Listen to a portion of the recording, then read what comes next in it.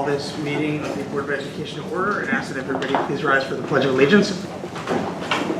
Pledge allegiance to the flag of the United States of America and to the republic for which it stands, one nation, under God, indivisible, with liberty and justice for all.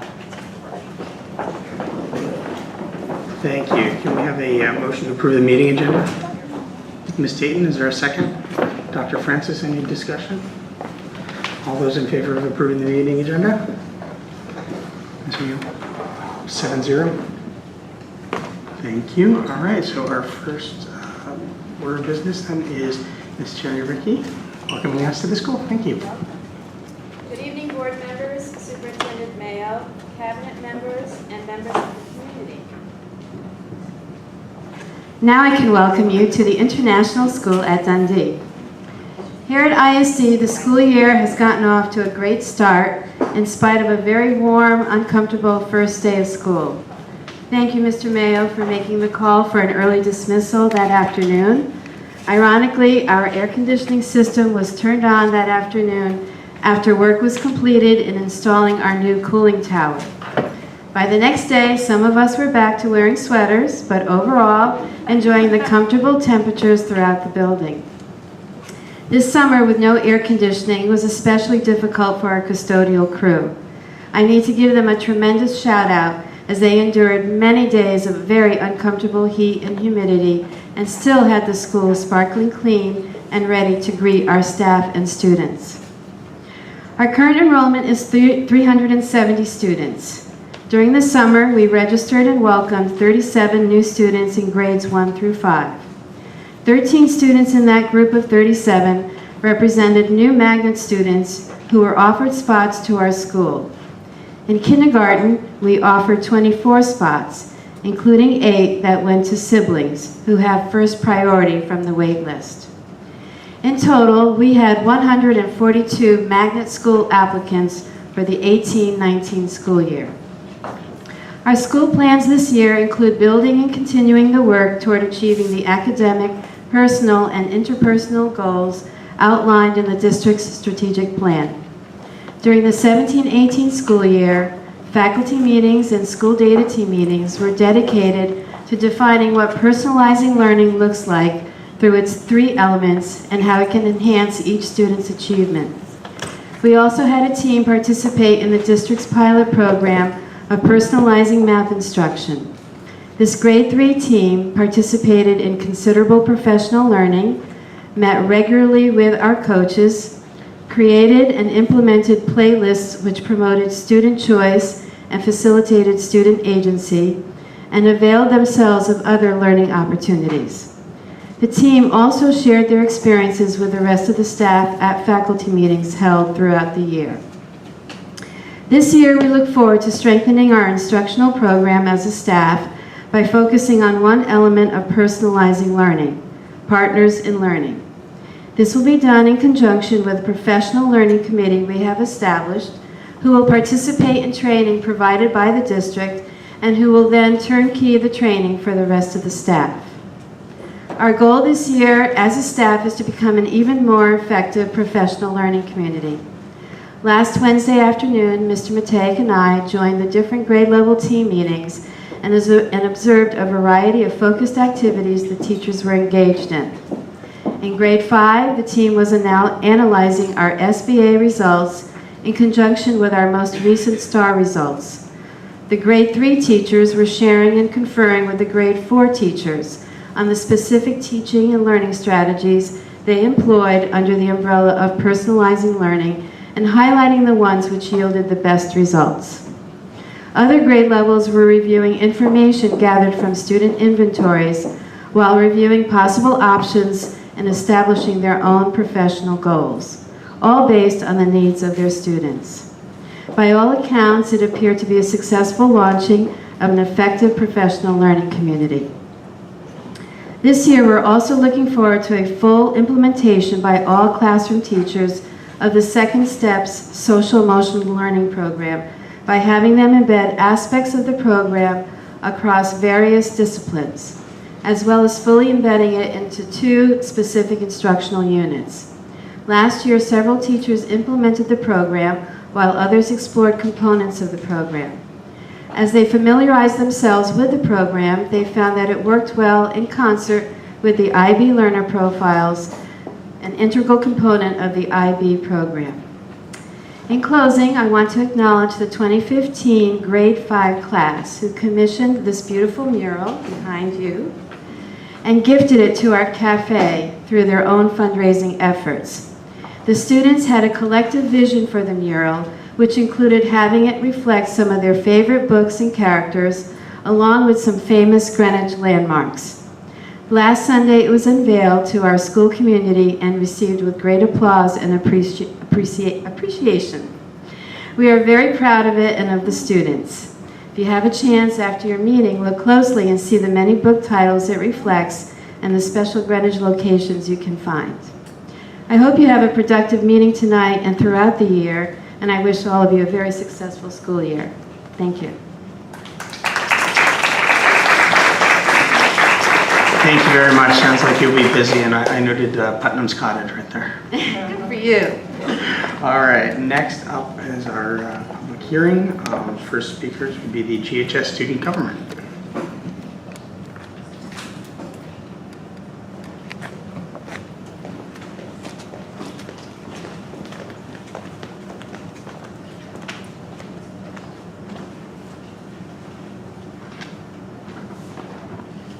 Good evening, members of the board and distinguished guests. I am James Heavey, the senior class president, and I'm honored to tell you that we are wheels up at GHS.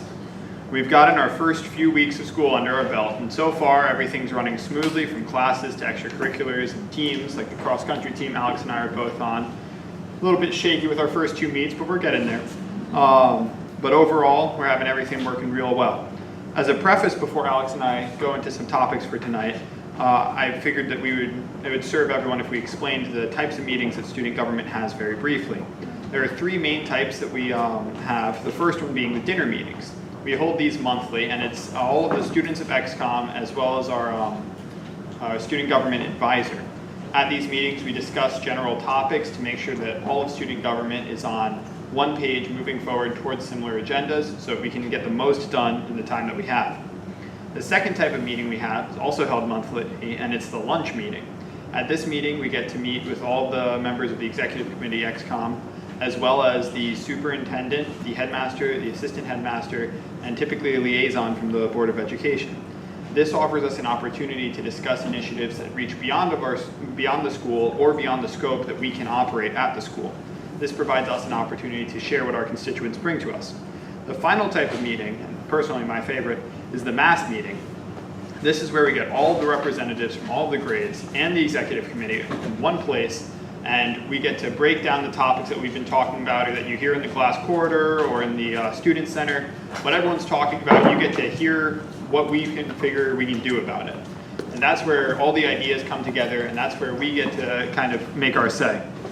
So we had our first mass meeting this week on Tuesday, I believe.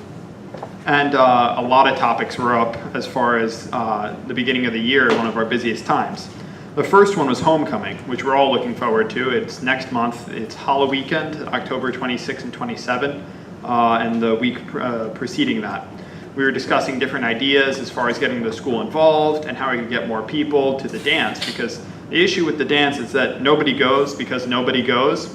So we're trying to make sure that somebody goes so somebody goes. And we figured that'll work eventually. But one of the ways that we've been reaching out to fix that is through social media. GHS student government has had social media presence in the past, though it has kind of died down in the years prior.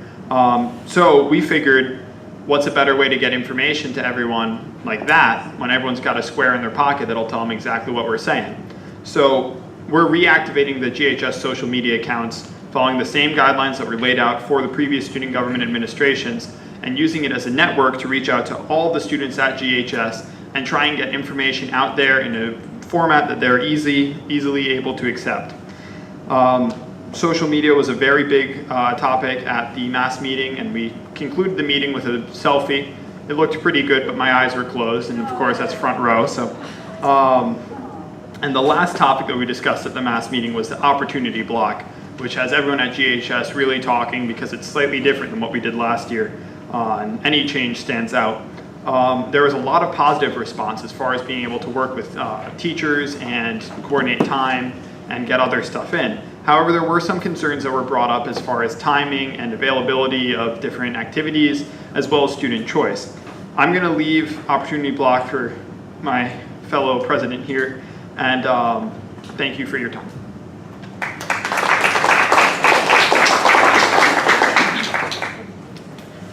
Good evening, everyone. 6:48 just now. James Hebe texts me, yeah, meeting's at 7, not 7:30. So yeah, thank God this school is only a half mile from my house, not like Glenville last time. It was a sprint all the way. Oh well. As James mentioned, the GHS Executive Committee has completed its September cycle of student government meetings.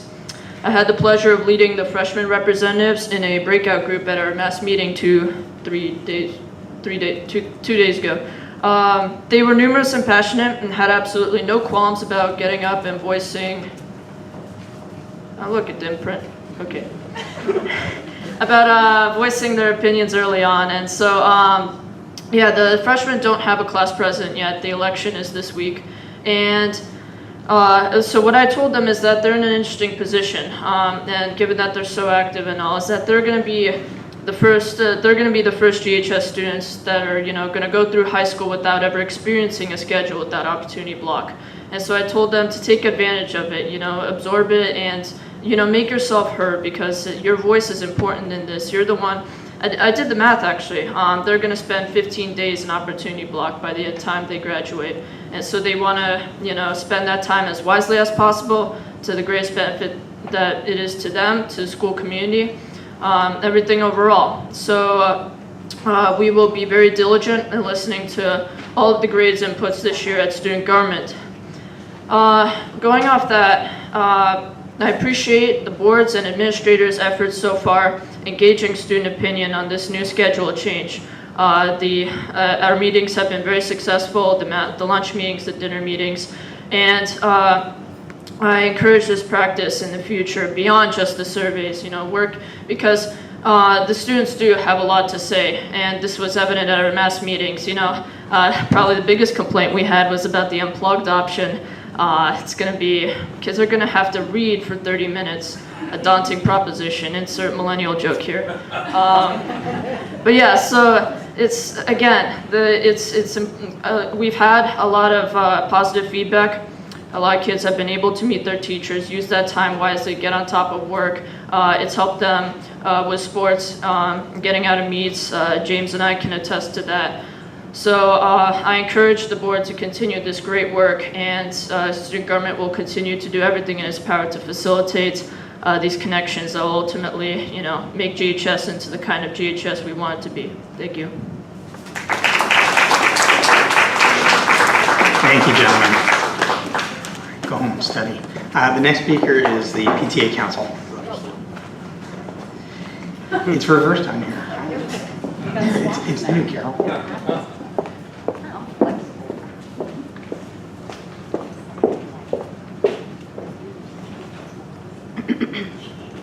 Good evening, Superintendent Mayo, Chairman Bernstein, Principal Ricci, members of the board, cabinet, and community. My name is Karen Hirsch, President of the PTA Council. While the 2018-19 school year has barely begun and our students have yet to have a full 5-day week of school, we are hearing the usual start of year concerns about transportation and such, and getting feedback on changes in homework requirements, school schedules at many of the elementary schools, Western, and at the high school.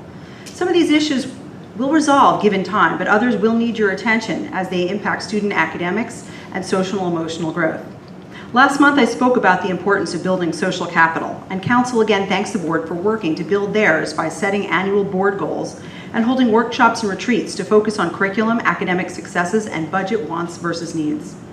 Having the chance to take a deeper dive into these topics will certainly be beneficial for our students, school, and community. The first retreat gave us a chance to hear an update on the strategic plan, and while we understand the district's working on making learning personalized, For every student by 2022, we'd like more details on the rollout plan and to see how learning will be personalized for every grade and hear more about current successes and future goals so that we have benchmarks to measure against along the way. One topic not touched upon was the family engagement goal, an area of particular importance to Council. We're disappointed to see that it is the only tile with no goal or success metric listed. It still remains TBD. We were pleased that most board members suggested that one of their priorities for board goals was to increase and improve communication. This is a great first step, but parental involvement and support is critical to the success of our students. So please, take advantage of the resources available, including council committees such as SIP and other parent volunteers who can support your goal to develop school engagement plans, enhance community connections, and help create opportunities for families to have meaningful participation. And speaking of creating opportunities, we understand the opportunity block offerings at GHS are being phased in, and more time is needed to truly assess the benefits and successes. Council's received mixed feedback on the actual opportunities it provides to the students. Overall, parents of athletes are pleased as their students are now missing less academic time when traveling to away contests. However, there are many parents who are concerned that students have lost 30 minutes of academic time per day, especially those taking AP courses, and that teachers may not have had the time to revise daily lessons to account for the shorter class periods. They also wonder how time can be used for students to participate in clubs which require facilitators to be available, and yet the majority of teachers must remain in their classrooms to monitor the students already there or be available for extra help. They also wonder how students will use this time to get homework done on unplugged days if they need their devices to access textbooks and complete assignments. Many parents felt that they were not given much opportunity to share suggestions or concerns relating to the scheduling change, and not enough time was given in order to create a truly workable plan to make the opportunity block as successful as possible. We as parents and as council always like to learn and celebrate successes, especially those of our students. And we look forward to hearing about the presentation on academic achievement, as the report in and of itself is exceptionally hard to decode. Between the cornucopia of acronyms, ELA, SBA, STAR, ECRA, ECRIS, and the like, and the lack of details on external factors, baseline data, and benchmarks being used to calculate results, it takes sort of away the opportunity to interpret the data being shared and to use it to create actionable steps. To truly understand the academic success of our students, we cannot look at these data points in isolation. The district constantly reminds us each test is but one measure of growth and success, used in concert with other data points to determine the areas where our students are surpassing expectations and where we need to make changes to support growth and mastery. The report highlights many areas where we are seeing students excel, and it indicates that individual student growth has remained steady over the past few years, though it dropped slightly this year, and we wonder what supports are being put in place to help our students move the needle in this area. It also showed a downward trend in the percentage of students who met state growth targets in math. And while a downward trend is concerning, should we not consider the reasons for a decline? For instance, was the drop in SBA scores due to the district's shift in math programs? Is this trend being seen throughout the state, or is it specific to Greenwich? Without knowing external factors or other supporting data, how can we use this information to create actionable items to help our students succeed? And finally, fields. Council's closely following progress on field remediations and is disappointed that we are still waiting on a plan to remediate the fields at Western Middle School. The full fields have been unavailable to Western students for close to 3 years, and we still do not have the go-ahead from the state for a plan for remediation. As the district already has a dearth of quality playing fields available, it seems obvious we should be pushing the state for a response on this. Even though many of the topics discussed tonight are focused on the past, we are happy to see that the board is already looking ahead to the future for ways to enhance and to continue and improve our students' education, our school facilities and fields, and we look forward to finding ways in which we can work together to help the board and the district not just reach, but to exceed all of your goals. Thank you. Thank you. Next up would be the GEA comments.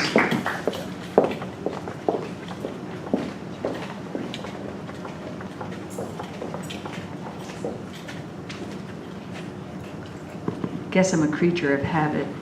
So good evening, Principal Ritchie, Chairman Bernstein and board members, Superintendent Mayo and the cabinet and members of the community. My name is Carol Sutton, and I'm honored to represent about 900 members of the Greenwich Education Association. Happy holidays to all who celebrated them, and believe it or not, today was the 13th day of school with kids, and that's very surprising because most people feel that it seems like it's been more. So I'd like to start my comments with a progress update on the interim superintendent. When it comes to the district norms, Ralph is in the exemplary range so far. His attendance is excellent, which is be here. In fact, he's turning up at schools all over town, and I'm wondering if he's still a runner. He had to be at convocation, sorry. And the evidence points at the fact that he cares for self and others, and that was shown during the steamy start to school at this school, ISD, and also at North Miami School, when he did the right thing to call for an early dismissal. And at our recent GEA liaison meeting with Ralph and Bob and Ann, Ralph's honesty prevailed in a safe environment, of course. So far, it's been a pleasure to interact with a superintendent who needs no learning curve because he already knows the district and most of the players intimately. We feel it will be easier for GEA, and dare I say all of us, to get from talk to action. He certainly had to act on administrative appointments lately. While the public position on the administrative turnover is that it's lateral moves and promotions moving to other districts, we expect that the story is more nuanced than that. We hope that the administration and the board will explore why administrators leave us. Fortunately, though, we are heartened by the fact that the board was able to reach a contract settlement with GOSA rather than submit it to binding arbitration. Thank you, whoever was on the committee, for giving up your time over the summer to bargain with the administrators in good faith. We know that's not easy for either side, and we sincerely hope that the RTM signals its approval on October 22nd. We also know that it's not easy for any employer to attract and retain the best employees possible, especially when it's so darn hard to get around in this little corner of the state.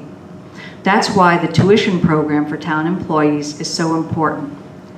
It allows employees, historically for the most part GEA and GOSA, to fully participate in the life of their schools and in their work community. Because their kids are with them in town, these professionals are able to be fully present when they are in school and after. Whenever the program is on the agenda, like it is tonight, and has been for several years during my presidency, it sends a current of misgiving and doubt through any current or future tuition parents. At the August 30th business meeting, GEA was pleased that tuition and fees proposal for next year maintained the status quo at 15% of the per student cost. We are equally pleased with this evening's proposal to extend the same rate to all employees of the Board of Education. If you recall, we never favored that distinction, particularly when it comes to people who work with the children in our schools. We encourage you to approve that reduction. But going backwards again to August, at that same meeting, Ms. O'Donnell stated that the per student cost basis would have to be increased by 10% each year for the next 3 years in order to correct a calculation error that was made over the last decade. So every algebra student in Greenwich knows that if tuition equals cost basis times percentage, if the percentage stays the same and the basis increases by 33%, that tuition will also increase proportionally. Thus, some sinking stomachs in so many teachers and colleagues who support this program. Non-resident faculty members understand that they are not taxpayers and that the tuition program is not a contracted benefit. However, they also understand and greatly appreciate, while the tuition program is not unique in Fairfield County, it exists in Greenwich because Greenwich values its educators. We implore the board to see the program as it was intended, as a long-term investment in the school's human resources, not simply as a fiscal matter. Teachers or administrators, paraprofessionals who stay put are priceless assets. Anything that keeps them here and stable will be greatly appreciated. I just want to touch on a couple more things. As you've heard already, Opportunity Block is a work in progress. To date, GEA has received a plethora of anecdotal feedback from Greenwich High School teachers, and we're not going to go into that tonight. We have been reassured by the superintendent that feedback will be solicited from all stakeholders, parents, students, teachers, and we are eager to see it and to participate in the work ahead. Regarding budget, which is again on the list today, we are extremely pleased to see that the assistant deans are in this version that's before you tonight. We've always argued that they save lives at Greenwich High School. We're also interested that you've added a security or are going to request an additional security guard, and we also favor that. We did notice that in this newest rendition of just at the beginning of the process, that social workers are still missing. We look forward to working with our faculty and parent allies as we try to persuade the board that social workers at the elementary level are a necessary and appropriate expenditure for early intervention for our children and families. So as always, thank you for all you do on behalf of Greenwich Schools. Thank you.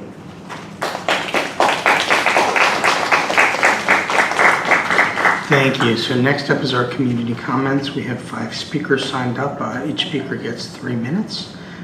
So Adelia Piazza is the first speaker, followed by the Greenwich High School PTA.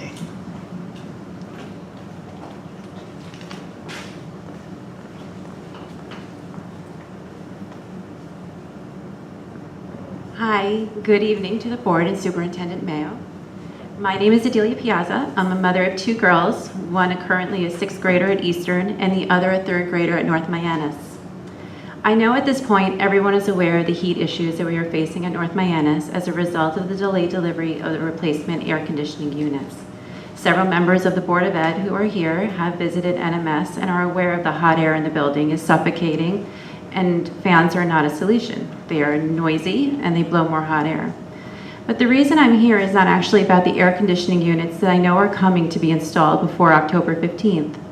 I'm here because now you know what it's like in our gym every August through October and April through June. We are a school of 500 kids. We need air conditioning not just part of the school, but in our gym too. Not only does our gym serve as a place where PE classes are held, but it is also our auditorium for all school events. Once again, 500 kids plus teachers, staff, sometimes parents in one space. It houses choir and orchestra practices, before and after school sports, inside dismissal, Veterans Day celebrations, Board of Ed meetings. It's also a polling place for voters and more. This past June, with graduating class of 90 students, we had close to 300 parents and grandparents for our moving up ceremony in our stifling gym. The heat conditions in the gym are unsafe for our kids and guests with asthma, allergies, and health issues. You now realize how severe the weather can be, and you cannot just leave out our gym from your proposed facility improvements. It also cannot wait for the several years that are projected until NMS is slated to begin the improvements through your facility's master plan. This is maintenance for our school. It's part of the building that we expect to be maintained for our kids, just as it is at the other schools in our district. So I ask that you include adding air conditioning to the gym in addition to replacing the classroom units. Thank you. Thank you very much. Next speakers are Maureen Bonanno and Ann Fetch, and following that, Allison Fox. Good evening, Chairman Bernstein, Interim Superintendent Mayo, Board of Education members, and Greenwich Public School Administration. I'm Ann Fetch, and this is Maureen Bonanno. We're the GHS PTA co-presidents, as you are. We had a great turnout at our first PTA meeting in September with standing room only. We're extremely happy to report that the Greenwich High School parents are eager to volunteer, become involved, and stay engaged in all areas of their students' experience at Greenwich High School. The goals of the PTA are to better communicate our work with the PTA members and to inform and engage our community. We are using our new platform, My School Anywhere, which has already assisted us in our communication goal. And at our first meeting, we actively engaged our members to share their thoughts and concerns, and their feedback was invaluable. Among the feedback we received was the praise for the hiring of the second SRO, general concerns over safety and vaping, the lack of signage at Greenwich High School, questions over the rollout of and implementation of the opportunity block. Tonight, the Greenwich High School interim headmaster will be given an update on the opportunity block. So we thought it would be timely to share with you some of the feedback we have heard from our parents so far. Although it's early to assess the impact of the opportunity block, there seems to be some challenges to this initiative and questions as to whether it alleviates some of the problems caused by the later start time. Some of the challenges identified by our parents are the daily loss of 30 minutes of instructional time. Athletes cannot practice earlier and will still be practicing in the dark after daylight savings. Students can't leave at 2:45 for jobs, outside extracurricular activities, or other after-school responsibilities. And the 30-minute block is not enough time to finish any homework tasks or tasks completely or thoroughly. And we still have traffic issues at 3:15. We applaud the Greenwich High School administration and teachers for working so hard and for thinking creatively with little time to plan ahead to fill the 30-minute block at the end of the day. We have already had requests from teachers to fund opportunities, and we look forward to seeing how our students take advantage of these offerings.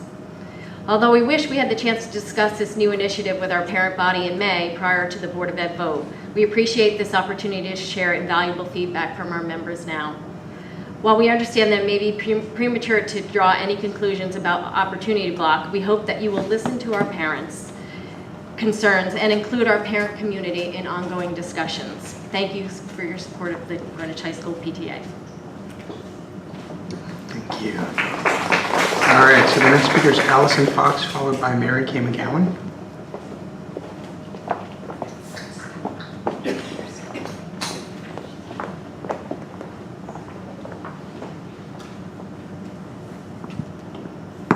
Good evening. My name is Allison Fox. We are new to Greenwich. My daughter is a junior in the high school, but we just moved here at the end of January from a very similar type of town and community, Bethesda, Maryland. And so it's interesting to see the direct comparisons between Greenwich High and Walt Whitman High School, where she went. There's some pros and cons to both schools. One of the things that she mentioned at the beginning of, or during the first semester, or last semester when she was here, is she found it difficult to meet with teachers. Not because the teachers were unwilling, but because of the bus schedule, she found it difficult to meet before school or after school. I'm here to talk at her request in support of the opportunity block. Because her bus arrives just 5 or 10 minutes beforehand, she really cannot meet with teachers beforehand.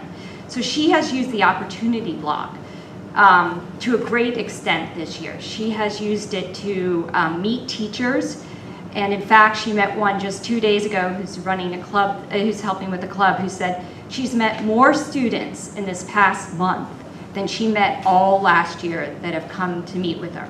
She has found the opportunity block an excellent time for when it's the last class to think about what she's doing and to be able to follow up on the assignment immediately instead of rushing to the bus, because there is no time to meet teachers when you have to catch a bus.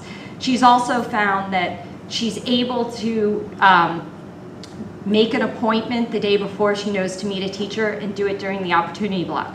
One suggestion that she would change is you have to get a pass.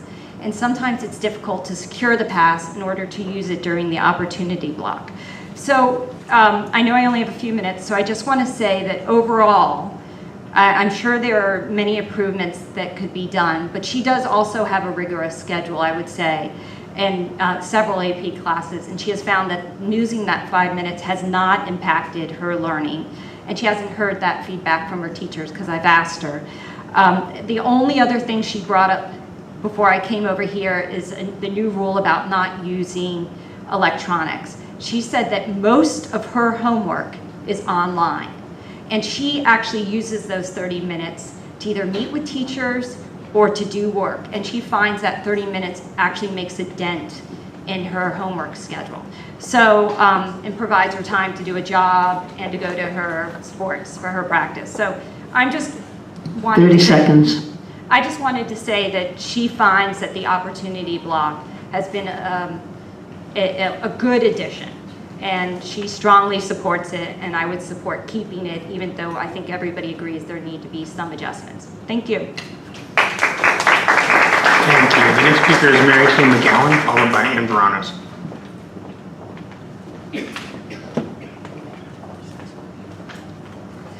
Good evening, board members, Superintendent Mayo. My name is Mary McKay McGowan. I'm a mom of a second grader at Riverside Elementary, and I would like to talk or get the conversation going about the need for added recess in our school day. Lack of recess in school now directly correlates with an increase in pediatric mental illness, anxiety and depression in particular.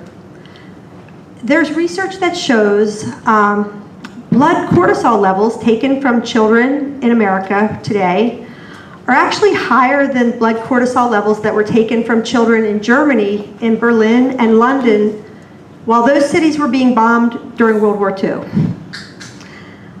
A recent study by Stanford University found that recess 2 times a day profoundly affected school climate, attendance, achievement, feelings of safety in school, lack of bullying or reduced bullying.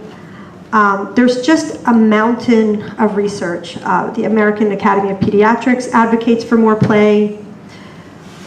A psychiatrist in Carmel, California, who's quite old now, but in 1966, when at that time the largest mass murder on American soil at a college campus was at the University of Texas, Dr. Stuart Brown was a young psychiatrist who the FBI called in to investigate that mass murder, and the murderer in particular, to do a psychological profile of what would cause this exemplary 23-year-old Marine, newly married with a sweet wife and a mother-in-law present when he murdered them and then went on a shooting spree from a tower at the University of Texas. This guy was a model citizen, and like I said, this was an unprecedented event in 1966. And Dr. Stuart Brown, after extensive study and interviewing of everyone who knew this murderer, found that the one unique characteristic of this man's life was an unusual lack of play and restricted play in his childhood. And this was so perplexing to Dr. Stuart Brown that he decided to do profiling on every mass murderer on record, every serial killer at the time in 1966, and he found a consistent similarity of this weird childhood of restricted play. So he then dedicated his life to studying play and play in animals, and he found that every single animal, bats, mice, goldfish, of course lions, when we see on the Lion Kingdom, are playing and their parents are swatting them away. They all have to play, and play is a survival skill. And the animals and rats and mice and everybody who's deprived play can't survive. It's so compelling. You can see Dr. Stuart Brown on a TED Talk. I just wanted to get the conversation going. I'll be sending some research to the board. Thank you. All right, the next speaker is Ann Veranos. There are no other speakers signed up, so if there are people that would like to address the board about an agenda or non-agenda item, I'd ask you to line up against the window so we can keep it moving. Thank you. Good evening, Chairman Bernstein, Superintendent Mayo, and members of the board and the community. My name is Ann Veranos. I'm the mother of a 10th grader at Greenwich High School and a 7th grader at Eastern Middle School. I've been an active member of every PTA that my kids have ever attended, and I like to think that I stay very current with what's happening. The concept of the opportunity block for me came out of absolutely nowhere, and several of the parents that I've talked to and spoken with agree that we feel we weren't given adequate notice about what was going to happen or ample time to discuss it. We have belabored so many issues with you over the years, and the school start time is what beats them all out. But there was just not enough time to discuss this. It was introduced and passed at the same meeting, and it was just done too fast. The Greenwich High School doesn't seem ready to utilize it. It's nice to hear that some people have had the opportunity to meet with teachers. My son has been turned away twice. So it's just what happens. But he also joined the student government, for which he was really excited. And they just pulled him out of English class for his first meeting. They're not even able to use it yet because it was all just done too quickly. I find that very disturbing. With respect to the change, it just didn't solve any of the problems that the school start time created. The traffic is still just as bad at Greenwich High School as it is at a lot of the other schools, but the impact on the actual kids, I think it's unforgiving. My son can do his homework at home, that's fine. To take away whatever was just mentioned, 15 days of learning is unacceptable to me. Sports teams, while they may get out early to go to a meet or an event, is great, but they're still practicing in the dark, and you're not, they're not playing catch with the ball. You're talking big sports, football, the track teams running with flashlights. The way it happened was a little offensive, I felt, and the fact that they've taken away too much of the academic classes, I think it just should be returned. The opportunity block just doesn't seem to solve any of the problems that were created. Thank you. Thank you. All right, there are no other speakers signed up. Is there anybody else that wishes to address the board on agenda or non-agenda item? All right, hearing none, we're going to close the, is there one more? I'd like to come up and 3 minutes first. And if you could state your name, we don't have it written down. Thank you. Hello, my name is Jung Yun Wang. I have a 10th grader at Greenwich High School, and I also have an 8th grader at Eastern Middle School. And when opportunity block happened, I understand a lot of the team players who actually get out of school, they miss a lot of time learning. But I just want to know if somebody could give me numbers. Like, is it possible for me to know how many students are affected by this because they're team players and they're leaving earlier?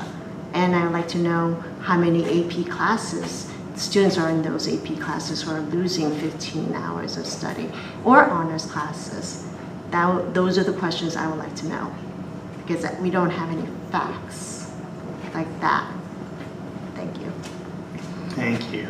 All right, if there's no one else, we're going to close the community comments and move on to our monthly reports. The first report is the superintendent's report. Mr. Mayo. Thank you, Peter.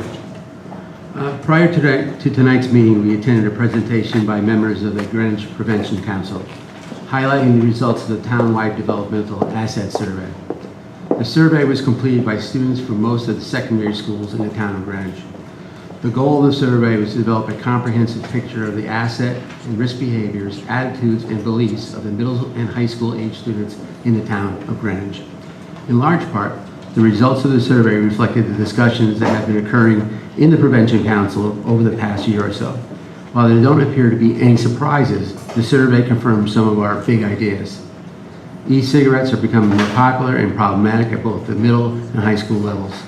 Students in demographic subgroups are more likely to engage in risky behaviors. Students are aware of many of the resources and supports in schools. How students are using their free time is a critical factor in looking at students engaging in risky behaviors. The data indicates that there is a need to focus on substance abuse prevention efforts on the transition years from middle to high school. Over the next year, the Greenwich Public Schools will be working with the Prevention Council and our private school partners to identify actions that can be taken across the town to address the results of the survey. It is important to remember that this survey and our responses are not specific to a school, group of students, or part of town. We are engaging in a town-wide, multiple stakeholder effort to capitalize on our students' assets and minimize the factors leading to risky behaviors.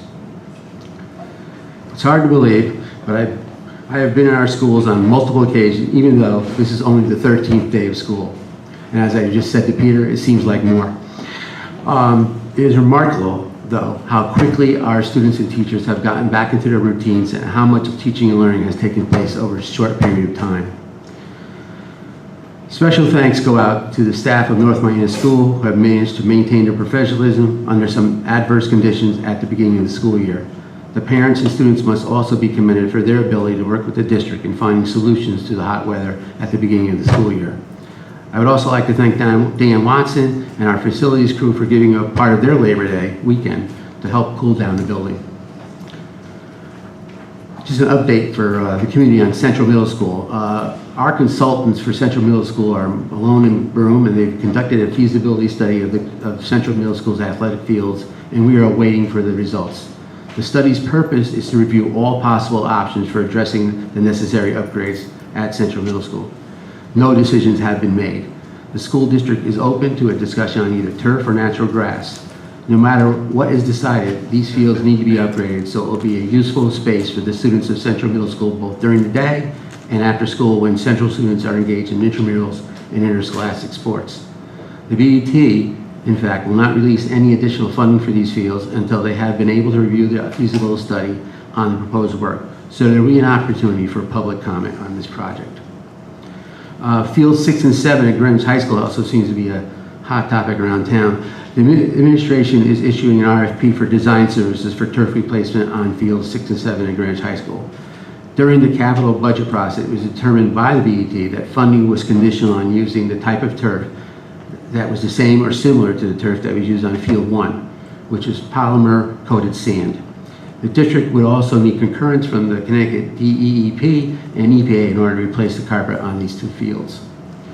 And finally, just an update to the board and to the public on the Julian Curtis roof project and how we're moving forward with that. In July, it was discovered by the administration that an error had been made and budget monies had not been allocated to complete the Julian Curtis roof project.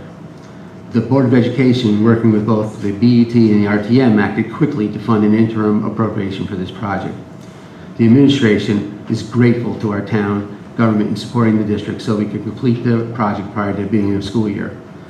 So this type of error does not occur again. The administration is taking the following steps. We are cooperating with the BET subcommittee, budget and audit, and town departments in timeline review and other inquiries as needed. We are requesting an additional position through budgeting process to support process documentation, process review, and process improvements on long-term and ongoing basis. In the short term, identifying $28,000 to employ an auditing firm to be selected from the state contract and does not require an RFP. For capital project process, internal review by an external agency whose scope will include reviewing current processes, operations, and controls, confirming current technologies, evaluating core systems and functions, identifying opportunities for improved controls and processes, develop findings and recommendations, develop an implementation plan, management review and approval, implement items as determined by the COO and the superintendent. The business office is also providing training to our new administrative assistant in facilities, and we're meeting with her weekly. And the business office is also providing support to the director of facilities, who's been in his position for less than a year, as his office develops the capital budget, and they are meeting weekly on that. Thank you, Peter. Thank you very much. All right, so it's reports of officers, committees, and liaisons. I just want to note, we've been getting several reports as written reports. We don't actually have a discussion, so I want to give a shout out to Julie Freniers. I saw you come in, to the Greenwich Alliance. If anybody hasn't read the report to read what the Alliance is doing to support our schools, I would suggest they do that and be ready for the turkey trot after Thanksgiving. It's a way to get rid of those calories. So thank you for the report. There's also a report of supplemental programs. Dr. Carabello, thank you for that as well. All right, so I'll start at this end of the table. If there are any reports, committees, officers, liaisons. Ms. Dayton. I had a meeting of the board of the Connecticut Association of Boards of Education. We were fortunate to meet with the commissioner and almost the entire State Board of Education. Everyone's working hard on the state's strategic plan, which is very much aligned with what we're doing in Greenwich. Everyone feels very optimistic about gains statewide, which are echoed here. And please come to the CABE Convention November 16th. All right, so the other end of the table. Dr. Francis. We have the great report from the Alliance, so everybody's obviously seen that. I wanted to add a couple things. I did actually forward an email to you guys about some details of things that happened over the summer, so some fun things to look at with that. But a couple things I did want to point out. One, I really encourage everybody, I've gone the last few years to the Reaching Out Grants reception. It's a wonderful time. It's one thing, I think, to see these things on paper, but to see the teachers, the excitement, their engagement in these projects that they're working on, and hear them talk about the gains and the successes they've had is really amazing. And that's on October 4th at 3:30 in the Media Center at the high school. Also calling for books. Every year the Alliance collects books from lots of different places, including many of us, to distribute at the Boys and Girls Club. So between October 1st and the 17th, we're going to be collecting books. The 17th, I guess probably maybe the 16th will be the end of collection. The 17th is when those are distributed. So it's a really exciting time for a lot of kids to get books, and a really fun thing for them. And then one personal little thing that really struck me at the last Alliance meeting is to realize that there are kids now graduating from college who are avid students who are thinking about professional ongoing career issues, thinking about going on to graduate school or professional schools. And so it's really amazing to think of the successes. Not only are they graduating high school and college, but they're really moving on into success beyond that. So I think it's a wonderful thing that we offer. Ms. Doe. I'd just like to give an update on the super search. Obviously, the interim one is closed. I think that went pretty well. We are moving on to the permanent search. There has actually been a lot of interest in the super position. It just goes to show how wonderful our town is. And we'll continue to work through our process, and we'll give you an update when there is one. Thank you. All right, and just on the new Lebanon School, yes, on time and on budget. We've expended a little over $12 million so far. We've also received about $12 million back from the state in reimbursement so far. So the project management here has enabled us to really keep up with that. So it's a good thing, and probably a model for other projects in the future. All right, if there are no other reports, I know, Barbara, you've got policies to discuss later, so I don't know if there's anything under PGC. With that, we'll move on to the discussion items. The first discussion item is the academic achievement report. Mr. Mayo. Thank you, Peter. The administration is very proud of the results that Ms. Lau will be presenting you tonight. While we recognize that we still have to make significant growth in some areas, we are pleased that we're making progress in reaching the goals of our strategic plan by making learning personal for all of our students. At a principals meeting that was held earlier in the week, strategies were shared that are being used across the district to help produce the growth that is evident in tonight's report. The strategies discussed were developing and maintaining a tightly aligned curriculum, building relationships with each student, understanding our students' unique strengths, interests, needs, readiness, and backgrounds, engaging them in discussions about their learning outcomes, setting goals with them, exploring and implementing strategies that work best for their learning styles, and sharing best practices with educator colleagues. Essentially, this empowers students to own and self-regulate their learning in partnership with teachers, peers, families, and the community, which leads to a higher level of engagement and academic, personal, and interpersonal growth. Jen? Thank you, Mr. Mayo. I hope the board can see. I prepared a few slides. What I'd like to do is go through highlights of the district overall academic achievement, talk about the strategic plan tiles 1 through 5, which are those related to the academics, and then put them in the context of the new state report card, which is the Next Generation Accountability Index.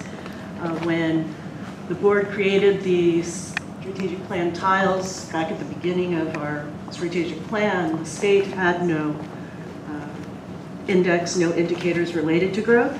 They've subsequently created them, and so I wanted to kind of highlight some of the parallels. This one, correct? Yes. Okay, cannot see that unless you have an excellent. All right, well, the first page is just a highlight of our 5 slides, our 5 tiles, sorry. A1, which is English Language Arts. We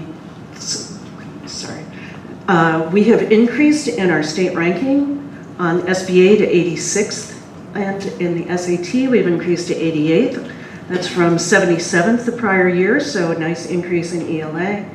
In mathematics, we've increased to the 90th percentile, flat on the 90th percentile in SBA, and increased from the 77th to the 89th on the SAT. So a nice improvement there. We didn't have any science results because we deployed the field test for NGSS.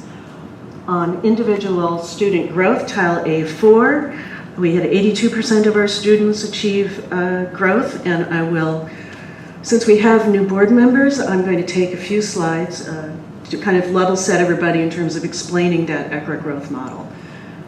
And then the last academic tile is A5 that relates to our advanced placement exams.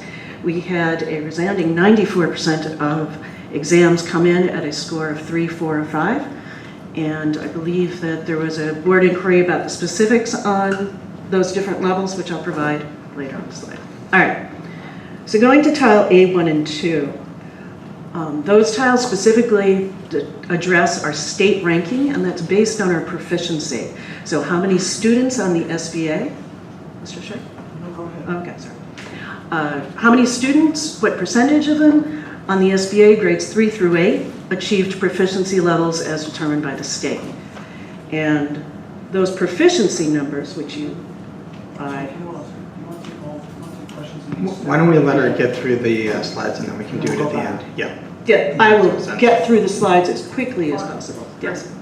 All right, so for on English language arts, we had, what I've done is I've taken all of the benchmark tests that we have. For grades 1 and 2, it's STAR, which is administered 3 times a year in fall, winter, and spring, and determined our proficiency levels for grades 1 and 2. That's an internal exam.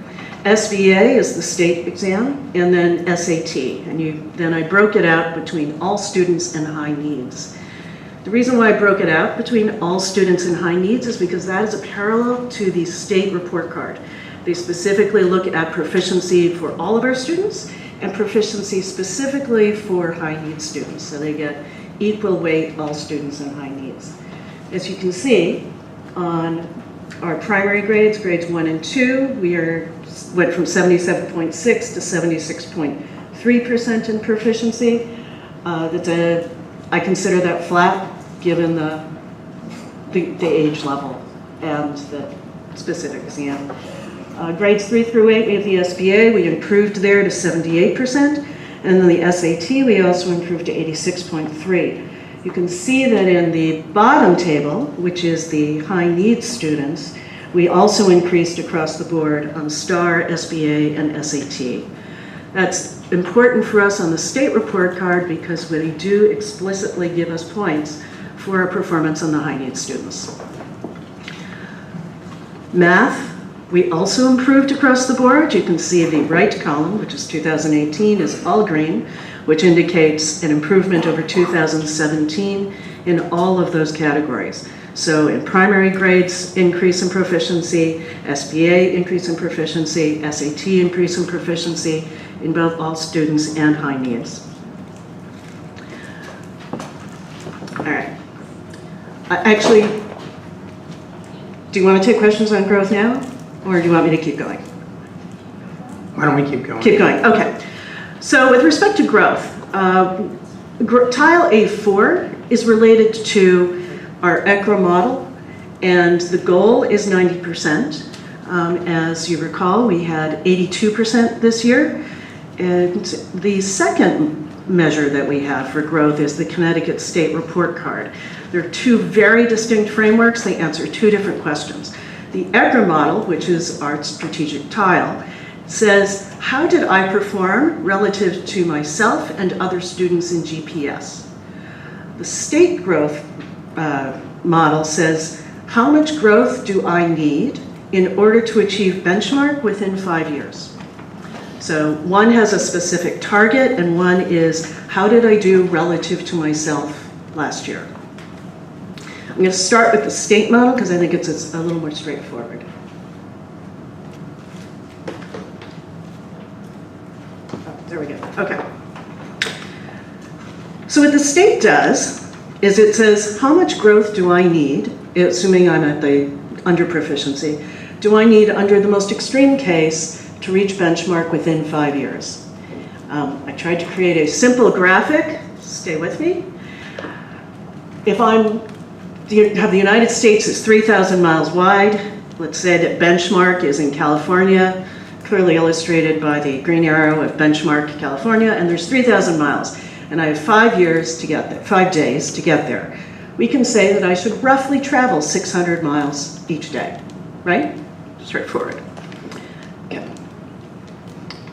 What the state does is it says, okay, everybody go, and then it says at the end of the day, how many of the students traveled 600 miles? So on this, if you can see, I have 7 children who reached at least 600 miles, and I have 3 children who did not quite get there. So what the state does is it says how many students hit their target, in this case 600 miles, 70% of our children, 7 out of 10. The second metric, which is the one that's used in the accountability index, is the average percentage of target achieved. So if I have my 10 children, some of them went further than 600, some of them maybe only went 100. Let's say there's an average number of miles traveled is 380, so I would get, say, 60%. That's called the average percentage of target achieved. APTA is how the state refers to it. So the 2 metrics that the state reports are how many children achieved their growth target, and then in aggregate, what was the average percentage of growth achieved. So if we look at the ELA table, you can see that in 2018, Greenwich Public Schools achieved, walk through this slowly, 52.9% of all students achieved the growth target. That's an increase from 46.5% the year prior. The APTA for all students in ELA is 70.6. So in aggregate, we achieved 71% of the growth target. For high needs students, we also increased to 44.1% of students achieved their growth target, with an average of 66.1% APTA. So the key figures for us on the report card are the APTA, and again, the state breaks out, gives us credit for all students as well as high needs growth. It effectively doubles the weighting of the high needs performance, which is good because we've done well here. I've also put on this slide, but you do not have in your report, a comparison against the state performance, and I can tell you that we have consistently outperformed the state in terms of percentage of students who've reached growth and the average percentage of target achieved. Did I change the math? I did change the math. Okay. On the math side for the state, we were down in terms of percentage of students who met the state growth target. We went down from 59% to 54.4%. However, we did increase in the APTA to 70.6 from 64. So while the average number of children didn't quite get there, in aggregate, the boats are all rising. On high needs students, we were, I'm going to say, close. I wouldn't call this a significant decline from 43.9 to 42%, 64.3 to 62.4%. However, in all cases, we are well above, again, the state averages. All right. Okay, the ECRA growth model. All right, so once again, the state says, how much growth do I need in order to get to proficiency over several years? The ECRA growth model says, how did I perform relative to my performance last year? I think what I mostly want to emphasize is that the ECRA growth model does not consider proficiency. So it is a how well did I as a student do last year, and how well did I do within the context of GPS. So the data is all normed for GPS and not in any way in state or nationally. Again, graphics. All right. So the figures that you have before you are created this way. In 2016-17, what ECRA does is it takes all of the observations we have about the students in terms of the benchmarks as well as the SBA. And it creates a composite achievement score, which is represented by the famous term propensity.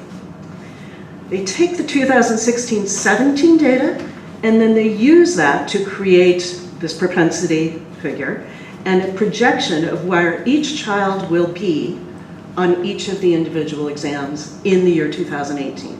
So when we say 82%, 84%, 83%, That is, how many of those children met the ECRA projections. Again, not in the context of where they are for benchmark, but relative to the ECRA projections. Clever slide. Again, the United States, but we don't have benchmark listed, shown here because we're not actually traveling to benchmark. So I have a number of children, each of whom have a different propensity. ECRA defines them anywhere from a propensity of 36 to 164. I won't get into the statistical reasons for that, but it does sort the children out. It then says, based on this last year's composite achievement, this is what we expect them to be doing on the SBA. So some of them will be far west, probably at benchmark and or above. Some of the children will be scoring not as far to benchmark. Then what it does is we take the SBA. After we've taken the SBA, ECRA then compares the actual performance relative to the projections. And it says, did the child perform as expected? Did the score come in? If a child has performed as expected, they get indicated as green. So that 84% are the number of children, or the percentage of children who are green. In this particular scenario, I just wanted to illustrate that the car, which is the highest propensity, is not green because it did not achieve its expected growth. Right? It didn't get the score that we thought they would get. However, the children with lower propensity, my walker, my cyclist, my scooter, my Vespa, they all did achieve their green propensity, or so they have achieved their expected growth. But I think, again, the green is, did I achieve my projection?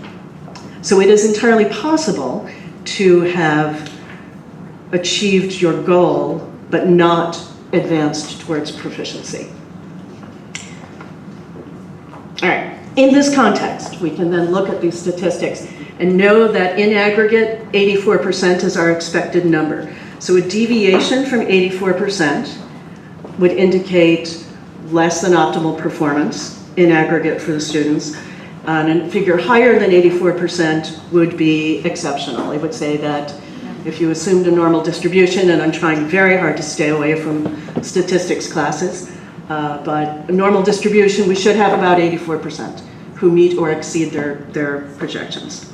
So if you look at these statistics, you can see that for all students, primary on the STAR, SBA, grades 3 through 8, SAT, grade 11.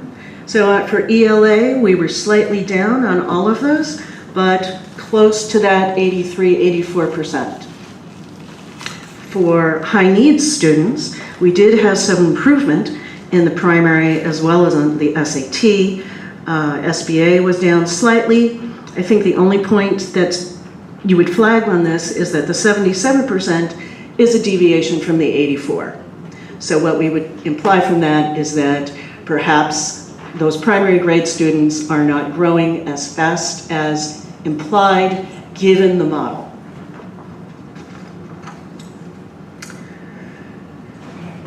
These are the math statistics. Math statistics are similar. You can see that for our primary grades, we have 85%.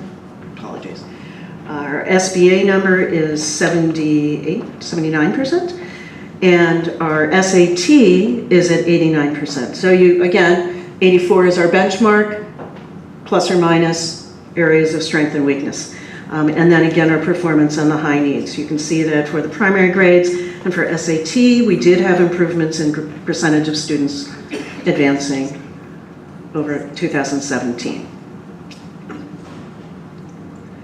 All right, to summarize, these are the key differences.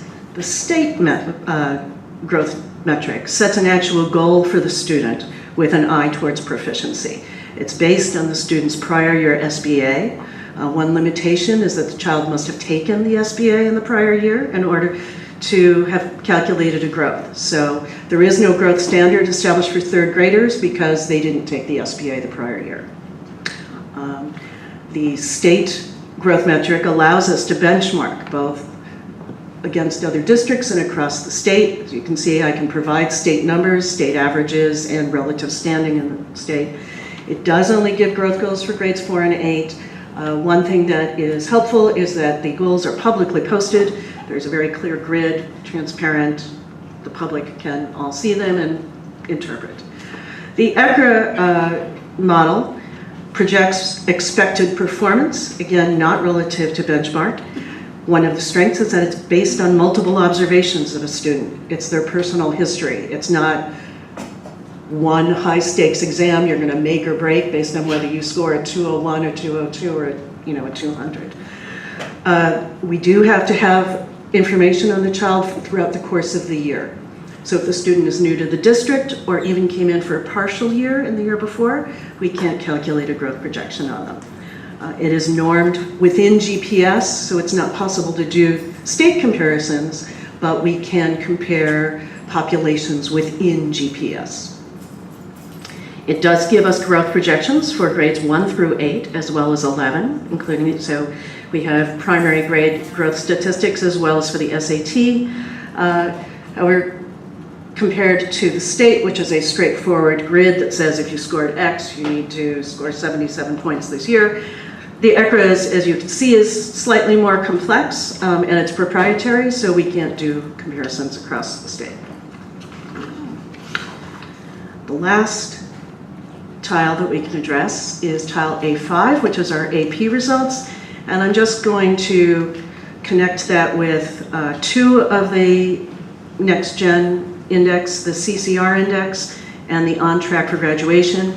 CCR is related to the student performance in 11th and 12th, and On Track for Graduation is rising 10th.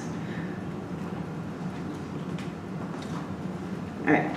So in your report, you can see that for 2018, we improved in terms of the number of tests, as well as the percentage of students who scored 3 or above in STEM, as well as humanities, and in total, so a total of 2,136 exams were taken, and 94% of those exams scored 3 or above. The state has something comparable in the percentage of students taking a college and career readiness exam. They've set a target of 75%. We are well above that at the 93.6, or effectively 94%. They've also set a target of 75% of the students in aggregate passing the CCR. We are at 70.4, and I said the state target is 75. They're only looking at 11th and 12th graders there. They're not considering AP exams taken by the 9th or 10th graders. The On Track for Graduation is based on a student's experience as a 9th grader, and it says, did they achieve sufficient credits so that we believe that they are on track? Did they fail any classes? Again, the target is 94%, and we are at 97.1, which is an increase over 2016.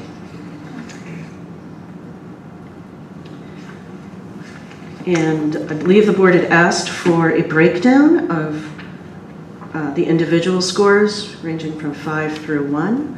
So I did provide it here. It is not in your report, but I will quickly summarize that in STEM categories, we have 30% of children scoring a 5 and 33% scoring a 4, so 63% at a 4 or 5.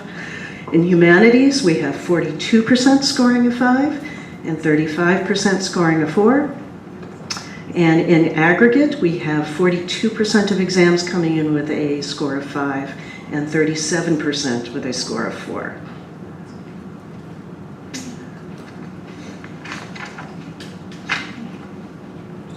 Quick summary. I think the highlight is that our high need students are showing steady improvement in proficiency and growth. We've got math and ELA from primary grades to high school. It was just a good year for ELA. We have a strong year in all categories for math proficiency. State growth, we have an increasingly higher success rate in ELA percentage achieving, and APTA. Remember, APTA is the thing that is on the public index for all students in high needs. Math was a little soft. ECRA growth, a little softening year over year, but still above 80%, so within. I think that's all I can say about ECRA. And the AP, we're solidly above the district goal with 80% coming in at 94%. On the Next Generation Accountability Index, I think we are going to see, we had such strong results in terms of growth as well as proficiency. We're going to see improvements in those indicators on the index. I think one thing that we would like to go through the whole composition of the Next Gen Accountability Index with you so you understand all 20 of the indicators. They cover not just academic proficiency, but graduation, post-graduation outcomes, arts, physical fitness scores, attendance. But I think the good news is that we scored 86.4% of all possible points, which was 4th highest in the state for 2017. So I would hope that we would score at least at the 86.4% range next year. Okay. Ms. Tate.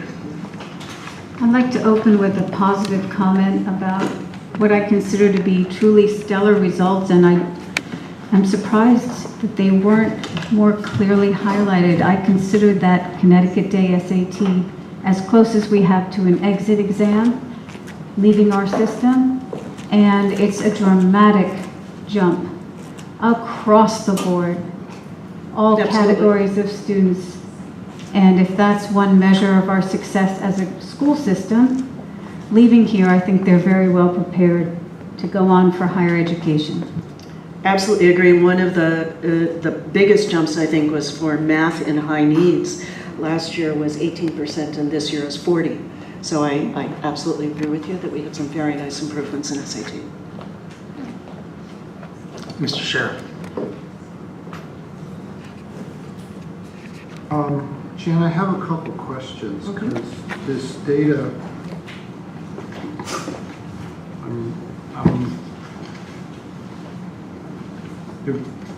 there've obviously been some changes to the scorecard that we adopted in 2016 here. There's data added in here that just wasn't a part of our original scorecard. I suppose more data is better, but sometimes more data can actually lead to confusion and diffusion.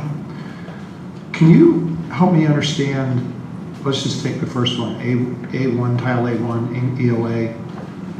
How did you calculate percentile? How do you calculate that? The percentile is actually calculated by ECRA, but what they do is they take all of the reporting districts and then say, hypothetically, we're number 18 out of 206. Yeah, because the thing that's puzzling me is I'll give you an example. In 2014-15, for ELA, there were 186 reporting districts in Connecticut. We were number 24 out of 186. That's what gave us this, apparently this 80th percentile or 90th percentile. This year we're number 26 out of 185, which means our percentile, this was this whole debate with Bill McCursey, I think before you were here. He wanted to do it as percentile instead of doing it as raw percentage. He thought that was better representation of the performance of his administrators and teachers. Okay, so that's what we picked. But we're effectively in the same place year after year, but this shows essentially a drop, right? Because if we're 24 out of 186 in SY15, and we're 26 out of 185, we shouldn't show a 9-point drop. That's what's puzzling to me about how this is calculated. So I think there may be instances where we're performing a little better against the measure than we think we are. I've given you the specific ranking on SBA and SAT. The tile is actually a composite, so it's possible that it's the relative weighting of those. I'll look at the additional detail and get back to you. Yeah, because I just looked it up on the state of Connecticut. I'm getting my data from the state of Connecticut. That's where they get it. Right. So anyway, I think the same may be true in mathematics, and the training may be true in science. So I mean, it would be good news, right? It would be good news if we were performing better than we think we are. Yeah? Yes, it's always better if we're performing better than we think we are. Okay. I will agree with that. Yeah, so, but it seems to me, and I don't know if, yeah, I got a little confused because it says in 16 80th, and then in 17 it says 81st. So I didn't know that somebody changed that's why I'm asking how to calculate, because I didn't know if somebody changed the methodology. The tile itself, as I said, is a composite of the SAT and the SBA. I've broken it out here for you, but I can reference back and tie the number back in. Yeah, but the number we had was, the number that's in our strategic thing is only the SBA. I mean, I know you guys decided to add SAT. I know. No, it's actually a composite. But there, okay. There's no, Peter, I think it's probably because there's no SBA for the 11th grade anymore. So the SAT is the SBA for the 11th grade. No, I get that part. I'm just saying we decided as a group that we would measure district percentile ranking in the state, given the percentage of students meeting or exceeding Connecticut standards in ELA. That's essentially what we ratified in 2016. So for consistency's sake, it just seems that we're performing better. So if you could find out. I will. I understand that point. Right. I will collapse those into one figure for you. Okay. Peter, we're going to spread the love for gender. Sure, go ahead. I'll just. We can come back to keep you. coming back until great. Dr. Francis. So my understanding with the ECRA model is that it was built to have us at 84% growth, and that if you kind of kept going along your same track, you'd still be at 84% growth. Yes. We're obviously a little bit under that target. My other thing that, I loved about the ECRA model was that you could then look at breakdowns, and you could say, okay, if you decide to look at your kids who are under benchmark, or if you decide to look at your kids who are, way above benchmark. Obviously, there's one part here where you look at first and second grade and we look at high needs, but if you could find our places where we're doing best and worst, if we could get some sense of some grouping of where are we really succeeding and where are we not so much succeeding, looking at that. And I remember we had the little color things. I don't remember exactly what they were, but red, there was a yellow, green, green, something blue. Blue, I think, was green. Blue is rock red. That's great. Right. So blue is what you're hoping for. I remember that part. So it's trying to get a little bit of some other kind of picture, I think, of that. And at some point, I feel like it would be nice for us to hear sort of how are we using that individualized information, that subgroup information, to then intervene. I don't think we need a rundown of every little detail, but I sort of feel like it'd be nice to get a flavor of how we're using that data and that model, which was, apparently so strong in our ability to kind of focus down on groups in different ways and what schools having success and how is that being carried over, other aspects of it, because I think it's nice to have the high level numbers, but it's also nice to get a feel for how we're using that model and what's happening with that. Well, I'm sorry. If I could just add to that before you respond, because I had actually wondered how this translated to areas of concern, and I know during your super comments you met with principals. It's what do we take from this? What are the strategies moving forward? And I think to drive it even further, now that we have this data, how do we dig down into the STAR and the SBA results for individual classroom teachers to then make it actionable? That work is absolutely being done at the building level as well as by the coordinators as they look at the specifics of it. I think the specific questions as to how it's being used within ELA or reading in the context of all of the formative assessments, I think is something that Irene can better address when we get to those specific reports. Mr. Mayo. Yeah, one of the things that's going on, and Jen was working over the Labor Day holiday, is to get the data out to the principals so they could start working with students immediately. So the principals have the data, and they're using that information to develop their school improvement plans. So, and which we will see in next month, I guess. So, yeah, the work is taking place, and the principals will all receive that information. I guess the follow-up is, do we have a sense of how many teachers are actually going into STAR and accessing individual student data to make sure that it's actually being used to drive the results?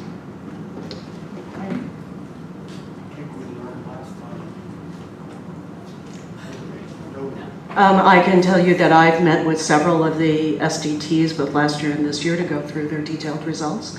We look literally child by child at not just one specific score, but the entire history, not just SBA and STAR, but the entire portfolio of the child's work. But that work is being done child by child.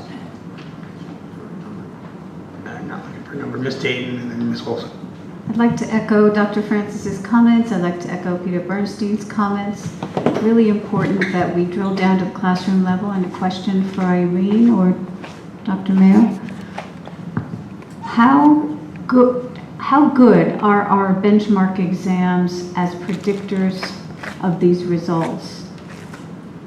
How good is STAR at matching up with where we think the child will be at the end?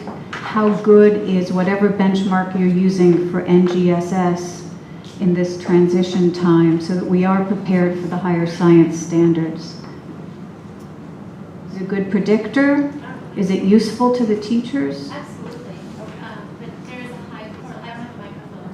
Oh, I'm sorry. There is a high correlation from STAR to, there's been a linking study to the SBA. We've discussed that. We can share that again. Yeah, I was going to say, why don't you come up here?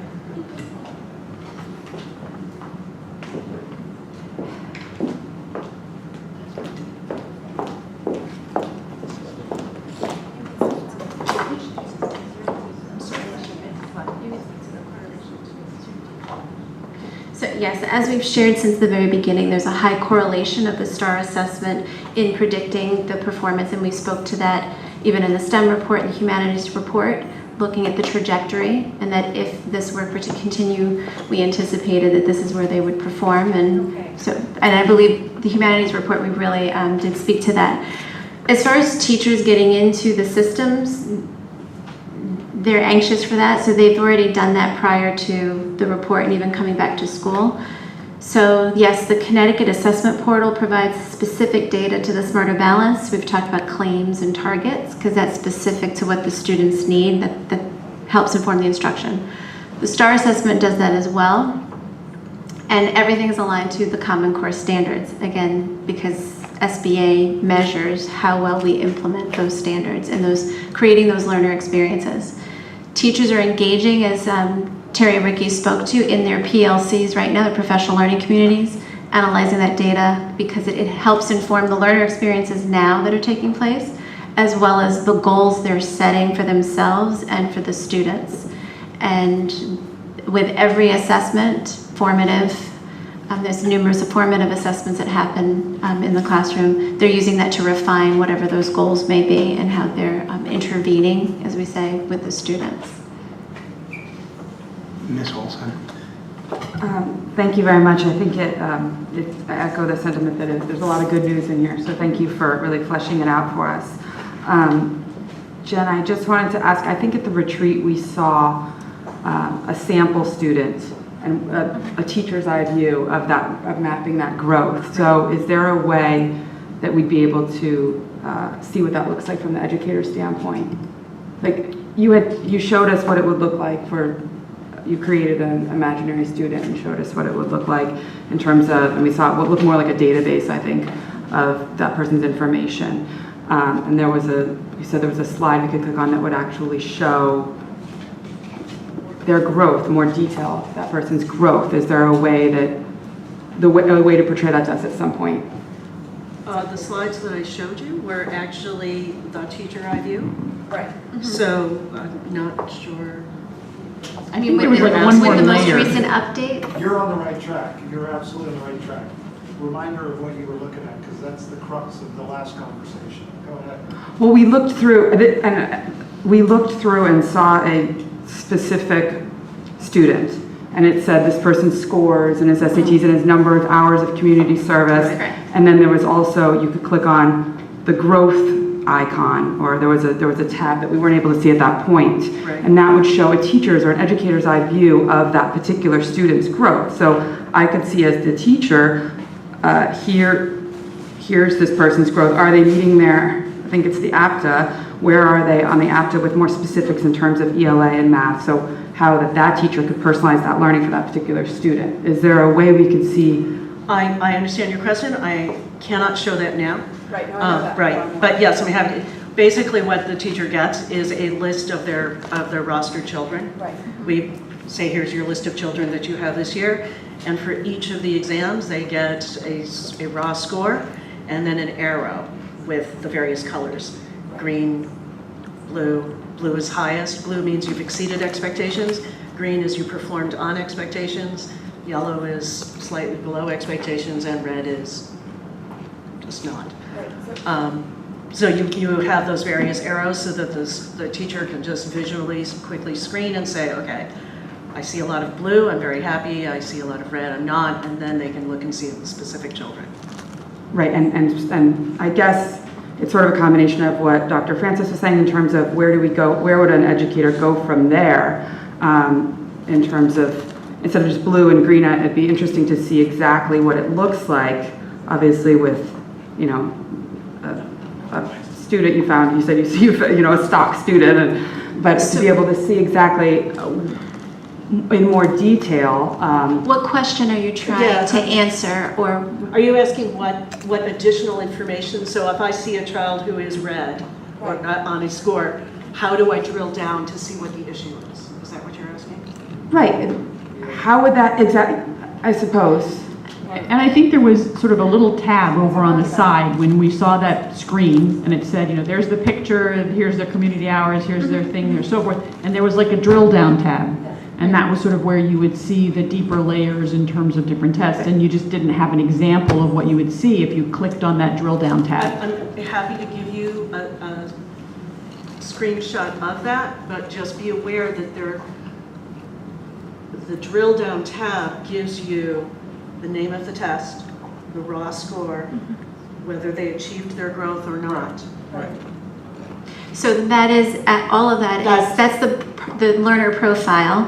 So if you're asking what do we do with that, then that's actionable data, as you said, and how we're acting on it to build a learner pathway, if you will, with all of the resources that we have available, and that being the district curriculum, which is still flexible enough to meet the needs, the digital toolbox, the human component, if that child needs the one-on-one or small group. So I'm still just trying to understand what you're looking for. If you want us to say that we're acting on absolutely, that's the data that we put in the hands of the teachers so that they can make those plans specific to the need to close whatever gap that may be existing, or not just for those that are deficient, but those that may have plateaued, and how do we continue to push the high performers as well. It would just be helpful to understand what question are you trying to ask, and what kind of answer you're looking for. Mr. Chair, if you're on this topic. Yeah, I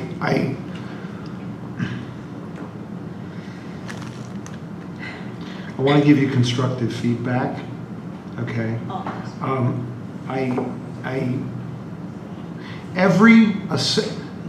Teachers have now lots of data available to them. Okay. The problem that has now been created for the teacher because of all of this measurement and data and systems. So you've just talked about your assessment system. So there's data from STAR, there's data from SBA. These are all islands of assessment with islands of data that are not connected to each other. Okay, so the good news is a teacher can now go into any individual assessment and learn something. But what they have to do is they have to aggregate all that information in their head to get a picture of a student. It's even worse because we've rolled out all these digital tools, and the good news is all those digital tools have really rich data in them, but they're complete islands of data too. So the idea that we're going to take a teacher and we're going to say, just pick ELA, would you mind go looking at STAR? Would you mind go looking at the SBA? Would you mind go looking at these 3 digital tools per student and try to roll that up and get a picture of what to do with it? It's a way too big a task for a teacher. So the good news is there's data. The challenge I think we face, now that we made this spectacular investment in all of these systems to get all this data, which is a huge step, is how do we automatically aggregate that data, turn it into something actionable, and give it to a teacher? Absolutely. Right? So that's the, because if the teacher's spending all their time looking at data, their head's going to spin and they're That's not going to the get whole anything idea. done. Okay. The value of the ECRA tool was it did that first step. It took multiple assessments. It took STAR, it took SBA, it took the islands, and it brought them together and automatically calculated to the teacher that says, for this student in this subject, okay, here's how well your student ought to be doing. Right, that's Here- the propensity. Okay, it's a growth model. It's a classic growth model. Right. It says taking the data, and the beauty of it also, to your point earlier, is it's not just looking at the test, only the test it knows about. So STAR has its test model, but it only sees STAR data. The state only sees an exam of a year ago, which is like stale and old, okay? So everybody wants to add growth models, but ECRA took in everything we were getting from a student and it was giving us that. The problem with that is of course, you can't then take that and drill down. You gotta go back into the source system to drill down. But it was exceptionally valuable to get that first step done for the teacher so the teacher could do a quick look and say, I think this is my kids who are doing great. I think these are kids who are not doing great. But it also said to them, of what I think they should get, they're either on track or they're off track. Okay, that was like a huge step.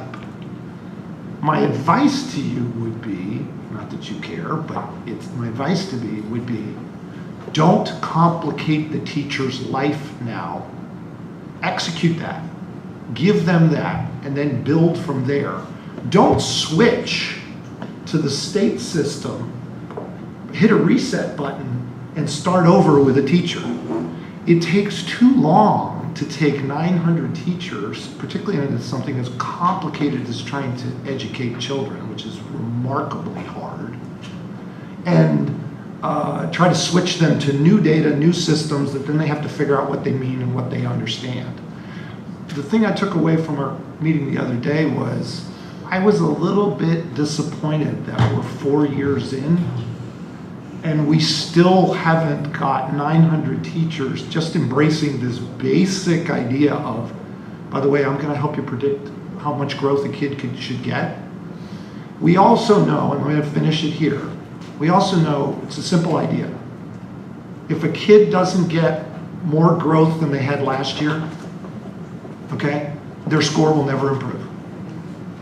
So you were saying that ECRA is not connected to getting to a score of a 3 or 4 on the SBAC, let's call it, that's what it is.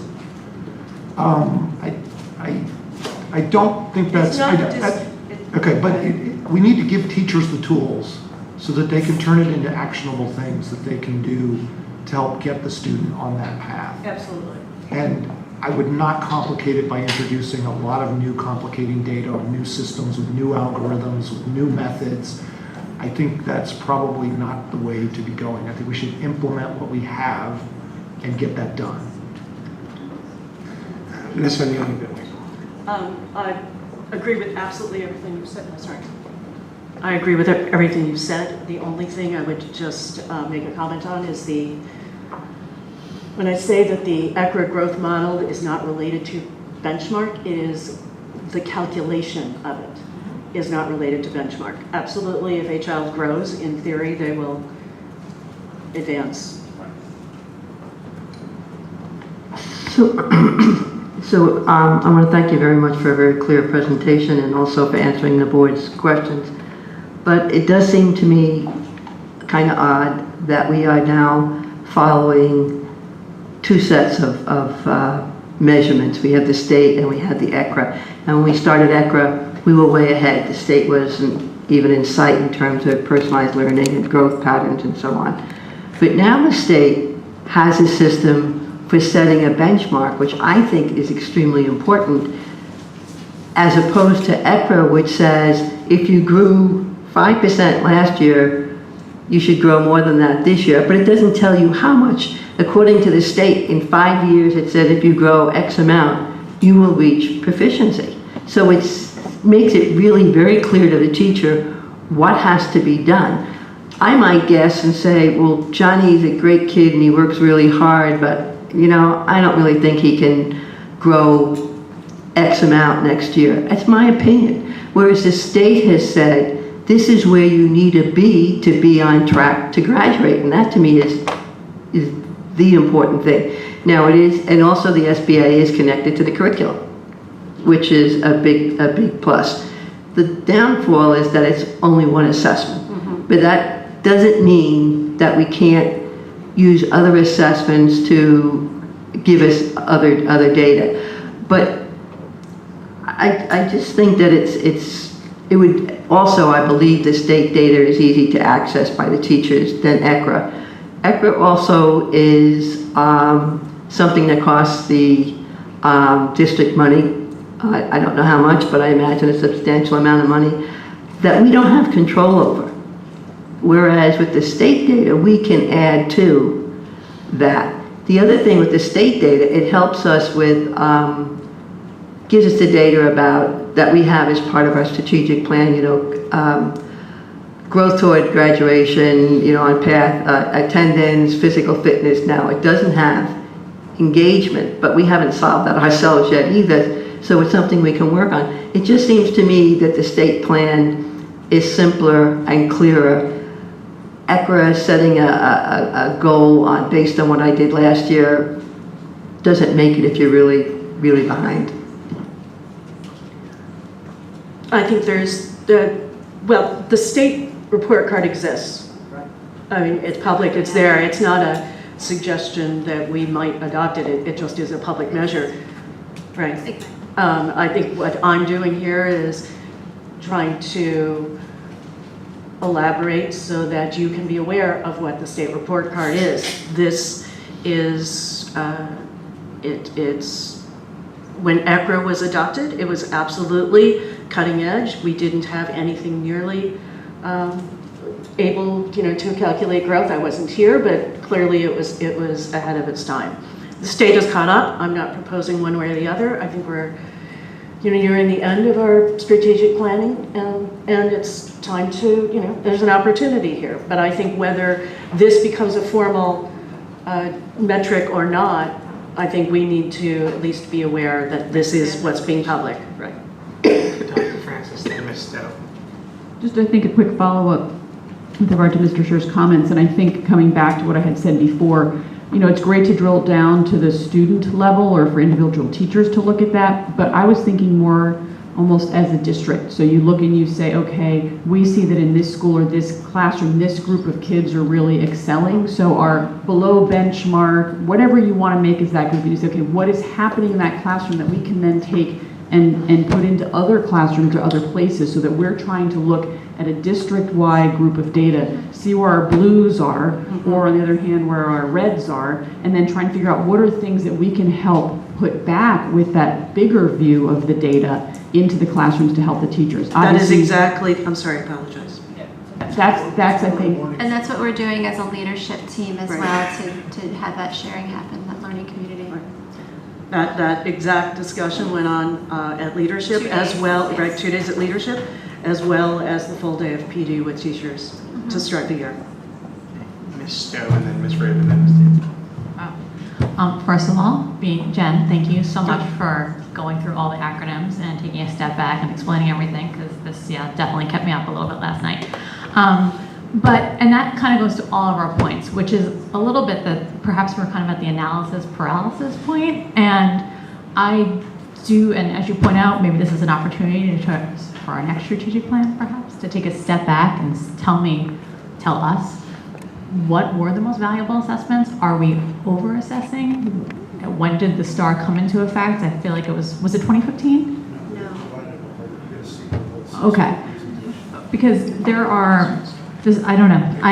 The other thing is, one thing I would just note, math continues to be obviously our biggest problem, even though it's had gains, it still is our problem. So to your point about looking at where are we doing it well? Have we been one personalized? I know there are certain pilot schools that did the STAR program, not the STAR program, sorry, the STA math program. Was that effective? It seemed to be. I know we're rolling that out. Specifically, did the kids that were in those classrooms, how did they do on the STAR versus the other schools that didn't have the pilot? That sort of information would be helpful. Yeah, we had presented that in February, and it wasn't really that significant of a difference. But there's a lot of things that teachers have for designing learner experiences in mathematics.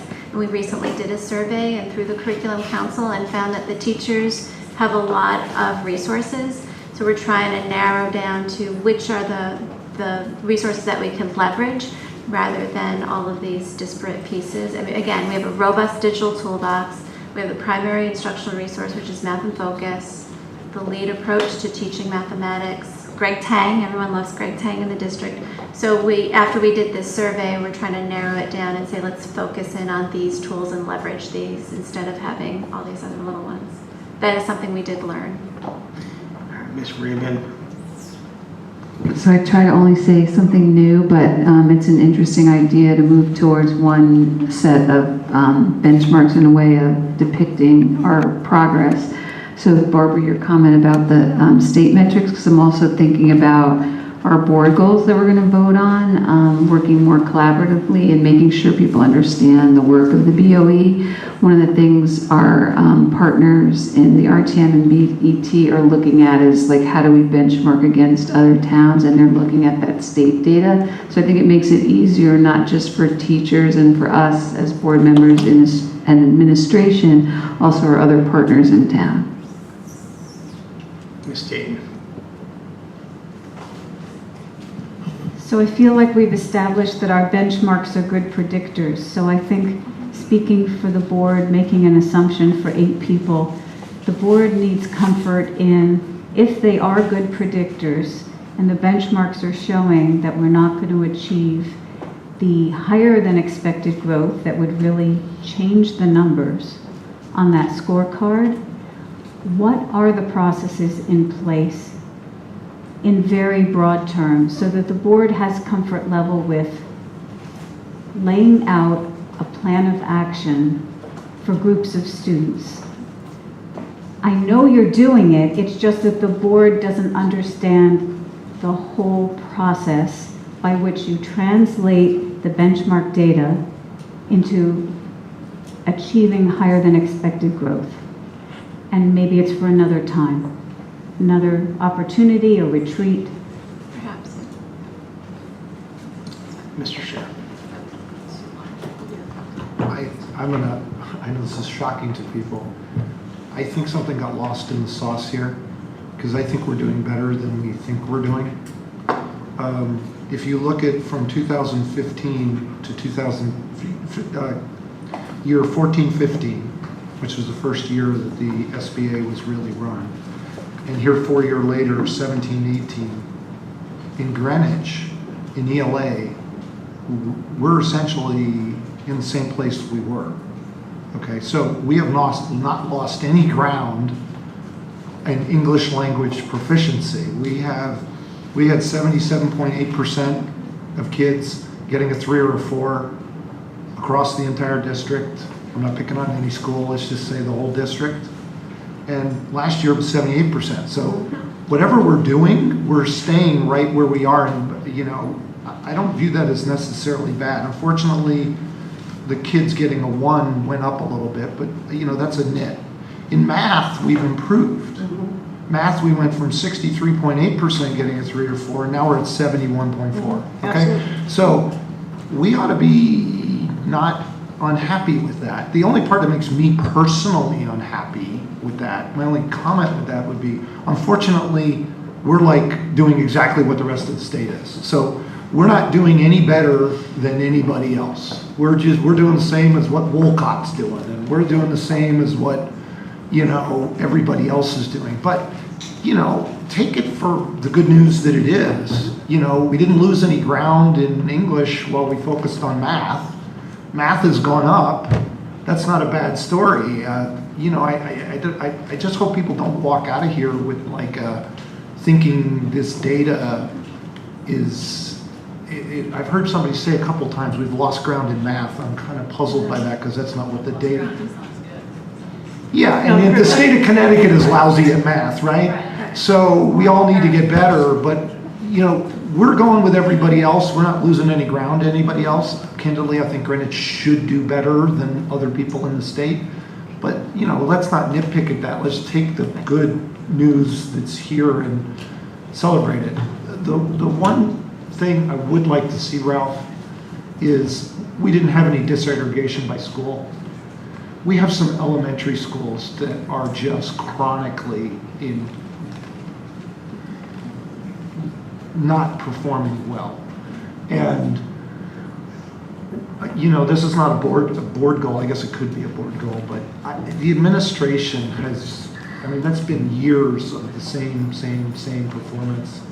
I would hope that this year, particularly with you in the chair, maybe you might bring together people and say, okay, guys, we need to clean sheet this thing, and we need to figure out what's going on in these schools and what we can really do. And I would love to hear at the end of the year a new plan for what we're going to do to get those schools, particularly the elementary schools, out of those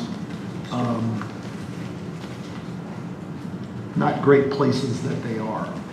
Because if we do that, we can do that, and we can keep everything else going. Great school, the other schools are performing. They're all great schools. That's a recipe for breaking out from the rest of Connecticut and really improving our performance, even though our performance is pretty darn good as it is. Can I share something? Just so that you do have comfort in knowing what we've done differently this year is using the data systems to identify the set of students that have performed at levels 1 and 2. Jen and her office has provided those to the schools already, and as Ralph talked about, the principals are developing their school improvement plans around another goal for that focused set of students. So again, intervening on that, as well as recognizing the high performers and those that did not move, how can we make them grow even more? So there's intentional plans in place. We're excited by the new humanities approach that we shared back in March and April. And we have changed, again, intentional plans to target those kids for mathematics as well. So new this year, targeted list of students performing at level 1 and 2 to act on that immediately. And that's what Jen provided that Labor Day weekend, so they can come back and work on it right away. I'm getting a lot of mileage out of that. Yes, you are. Dr. Francis. 2 quick things. One, would be great to publicize the breakdown of those AP scores. I think it's really fantastic that it leans towards the 4s and 5s, not like it's all sitting in the 3s. So I think that's really nice. 2, I wasn't paying careful enough attention, but you said something about the 9th and 10th grade AP scores not being counted?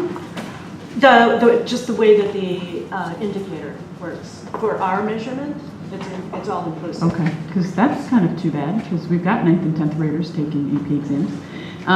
The other question I wanted to ask was the state thing that you showed us, which was a very lovely explanation, but it seems like it's for kids who haven't reached benchmark. That specific illustration was the extreme case. Okay, but what does it do? What are those things doing for kids who are above benchmark? It's the same thing. There is a growth target for every child. The state is The state is actually moving away from the idea of level 1, 2, 3, and 4 because they recognize that what ends up happening is that people focus on pulling level 2s, high level 2s to level 3. So they're actually trying to de-emphasize the levels and look at scaled score. and emphasize growth. In the index, the growth is worth twice the weight of actual proficiency. And they've broken the 4 levels down to 8 levels just to kind of stretch that and say every child, no matter where they are in the spectrum in their grade, should be growing, and this is what we target. So, Jen, one thing, parent perspective, there's a lot of mystery for parents as to what these growth things are. It's not really something that I think is getting discussed a lot, at least in parent-teacher conferences. What's my kid's ECRA growth target? I think we need to think about how we do that and how we make this data available to parents in a way that they're going to understand it. Because even as somebody that has been on the board and hearing about STAR for a long time, those reports come home and it takes me a while to remember what it is I'm looking at. So just a data point for you.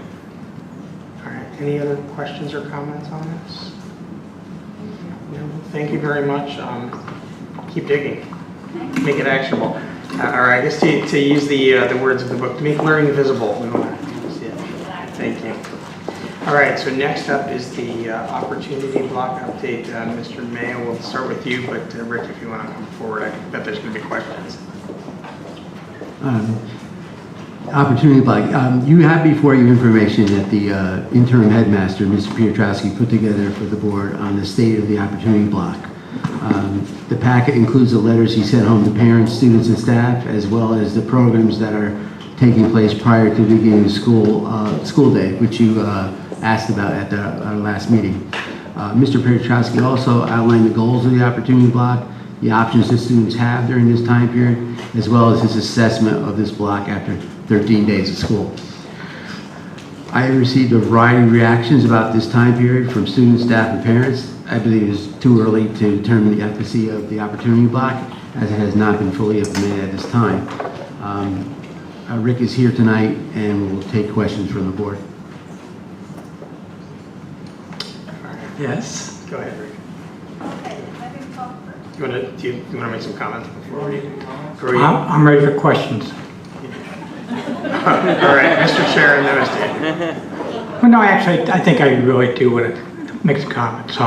Keep in mind, we're in the infancy stages of this, and in reality, the students have only had really 2 options here at this given moment in time, as we're creating these opportunity offerings that can be graciously being put together by our teachers. I mean, our teachers are actually volunteering to put these on, and we just finalized today approval of the offerings, and right now we're over an 8-day cycle. We have about 109 offerings that the teachers, and some were student generated too, where they went to teachers and said, can you please help me out and put this offering forward?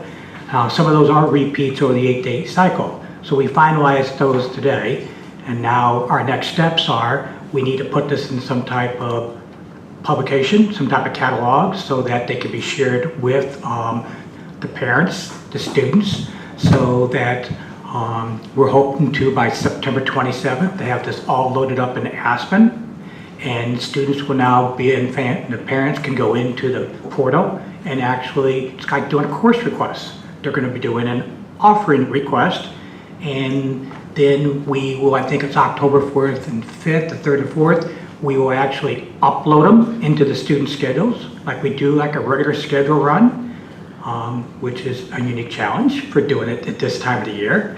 And then we hope to be operational, our new due date is October 8th. So at this moment in time, basically the students in the classroom, basically they're in a safe environment, they're with the teacher, or they have an open, they're out in the student center, and they can get help from that particular teacher, or they can be working on schoolwork. Or they've got another pass for another teacher where they can go seek that teacher out, wherever that teacher is, and they can get help from that particular teacher. In terms of the Unplugged Day, I heard the students at the Mass Student Government meeting, they made it very vocal. We're actually doing our first one next Tuesday. Some other things that we've been using with the opportunity block is that we're also been trying to schedule things that we would normally take away from instructional time. So a week ago Friday, we did a survey on plagiarism that was done during the opportunity block, so there was no class time lost at all, instructional time. We had another opportunity block that we pulled out the whole senior class, that class of 2019, in which they met with their guidance counselors and talked about the Naviance process. In addition, we have this next week, we have a couple of things that we have scheduled for during the opportunity block. We purposely scheduled a fire drill during the opportunity block so there'd be no instructional time lost. So that's where we're at this moment. Yes? No, I think, Jen, you had your first one? I'm sorry. Yeah. Oh. He's going to decide. Thank you. All right. Well, I don't have, Peter, I don't have to worry about that? Yeah, I'll take care Thank of it for you. Ms. Dayton. Thank you very much for the incredibly complicated logistics and the planning time that goes into creating something completely new for the high school. I'm excited to hear that, at least from initial feedback, the loss of instructional time isn't an overwhelming sentiment in the district. Although we haven't heard from GEA yet, I haven't heard a lot of complaints about that because, as you said, we're moving some activities that would have taken away from instructional time into the opportunity block. That's all well and good. The one issue that I want to address is the departure time for athletes. I do understand that they can leave early if they have a competitive event. But what happens with the inevitable fall of darkness during those transitions with daylight savings? Will there be an opportunity for the athletes to attend practices at the time they would leave for meets just to accommodate those shortened hours? Or is there a firm policy that if it's a meet, you leave early? Well, first, it's not only about the athletes. We have other teams, academic teams, we have performing arts teams, and athletes that do get a release to go to some type of competitive athlete. So it's just don't focus on athletes there. But we last June, I think we are pretty much directed that the school day ends at 3:15, and at this time we are not entertaining at this moment releasing teams for practice because that would infer that we're basically letting the kids out of school before 3:15. So right now, our thinking process at this moment is that it's really only those students that are being released for school activity at this moment. I'm not saying the thinking could not change at this moment, but that's where we are at this moment. Mr. Sharon. I'm glad Ms. Dayton asked that question. When this was presented and discussed with Jill Gilday, I'm pretty certain that was not what was intended. So how that kind of jumped into, because whether you like it or not, we as public officials hearing from the public heard extensively from athletic parents of student athletes. They had two complaints. One was impact to contests and the impact on academic time. The second one was practices. Okay, so we heard both. And in the conversations with Jill Gilday, the purpose of creating opportunity block as it related to athletes, it obviously related to other people too, as it related to athletes, the intent was to give the time and space if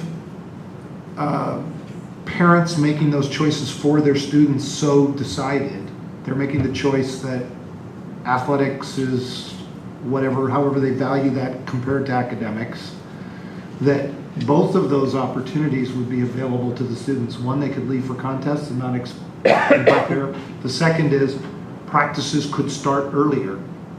So I don't know how that got lost in the sauce, but maybe we need to revisit that because it seems like that didn't get translated down from the Superintendent Gilday into the conversations with and I know you're new, so you guys were probably paying attention, but not at the same level you are now, right? It would be a fair way to say that, right? I wouldn't say that's the consensus.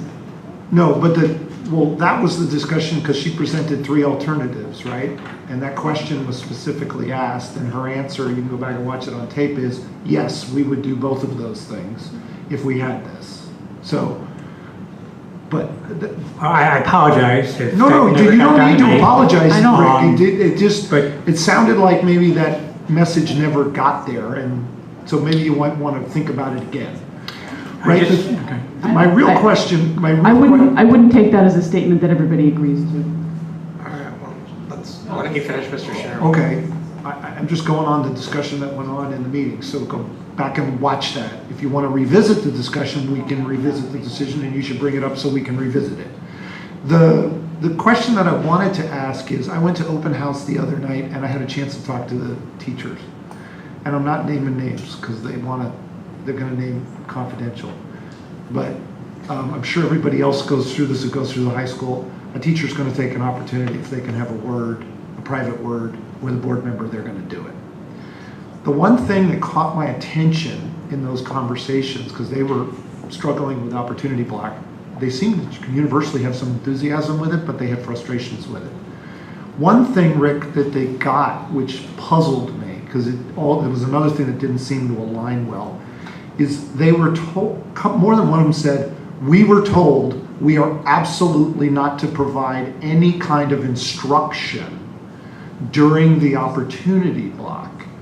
So, and that, by the way, that was what they said. What they said is, as a result, they're executing that is, the only thing I may do academically is sit in the classroom, and if a student comes to my desk and individually wants help, that's what I'm allowed to do.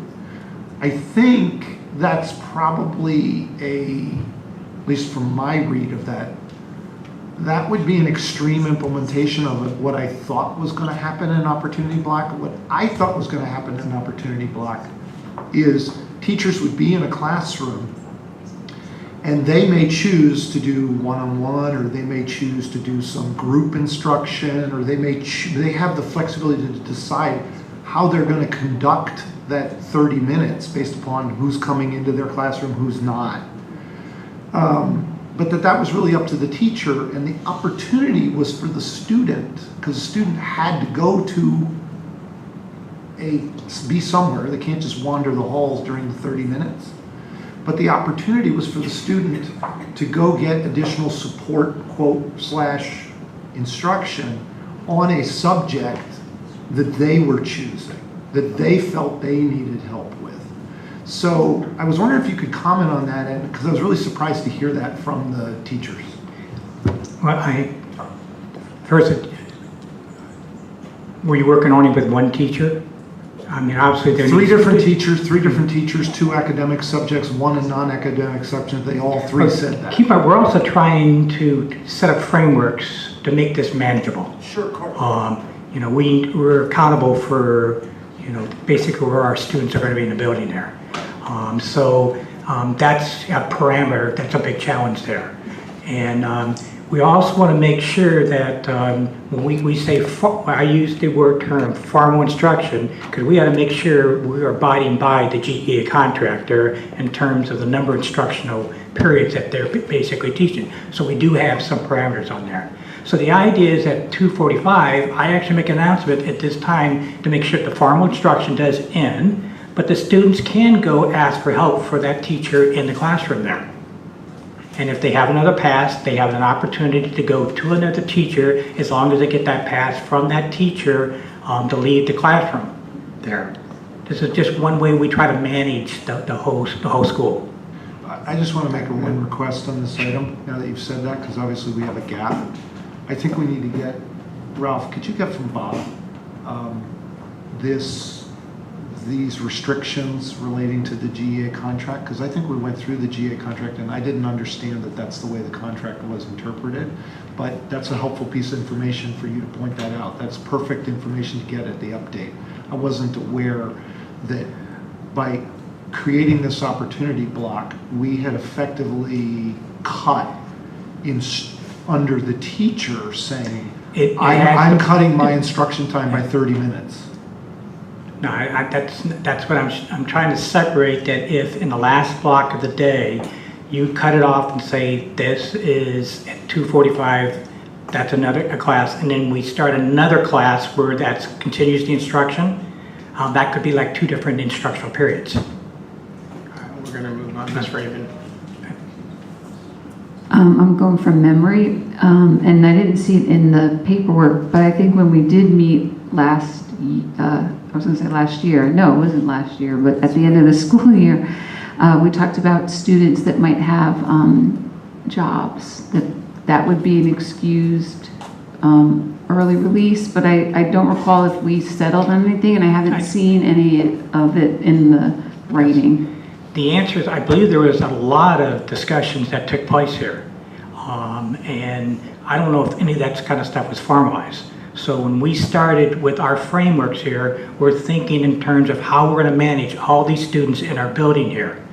And at this given moment, we haven't approached this idea of making all these exceptions. Because once you start making the exceptions, how do you go through the process? And then all of a sudden, we get this thing where parents are calling out their kids every single day. It becomes something that's unmanageable there. So that's where we were in terms of frameworks there. I'm not saying that we couldn't open those discussions for the future, but we wanted to start pretty tight here in the beginning to make sure, we get off to a good start here. Sure. Ms. Olson. First of all, thank you. You've inherited a tricky situation, and it's a large school and a lot of students to manage, and a lot of logistics that go into this. Initially, we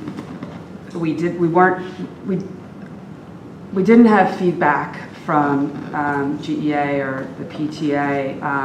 Dr. Gaudet at the time presented this to the board, and it was voted on at that time, so we didn't follow the proper procedure. And I do think that's one of the reasons we're bumping into these problems, and that you're unfortunately bearing a lot of this responsibility at this point. There wasn't a consensus. I know that we didn't vote. I know that at least 2 of us here did not vote on this 3:15 end time or the opportunity block. That being said, transportation was promised. Dr. Gaudet didn't lay out exactly how it would happen, but she did say that there would be transportation for students with jobs. Personally, I know I'm not the only one, but one of the things I find such a great thing to celebrate in the school district is the diversity. Greenwich is such a diverse town in terms of everything, culture, race, socioeconomic, everything. And we should be celebrating students who have jobs and take on family commitments. I understand we need to not allow, it's important to not allow parents to call out kids left and right and run with that, but we should, to me, we are not meeting the needs of a large group of our students when if they don't have transportation to get to that jobs. I know that Dr. Gaudet had mentioned transportation hubs, that she said there were various ways to do that. We can go back and look at the records and the tapes, but she did agree to that. So that's extremely important because students have jobs, and I don't think we can leave out that entire subgroup. It's not really equitable. And I know that there's punitive measures if they do leave. And I think that, like I said, I think we need to be rewarding and praising students who are going to jobs to make money or picking up their kids' siblings. I think that's something that was promised and needs. I'd like to know. I'd like to see a plan for how we're going to implement that.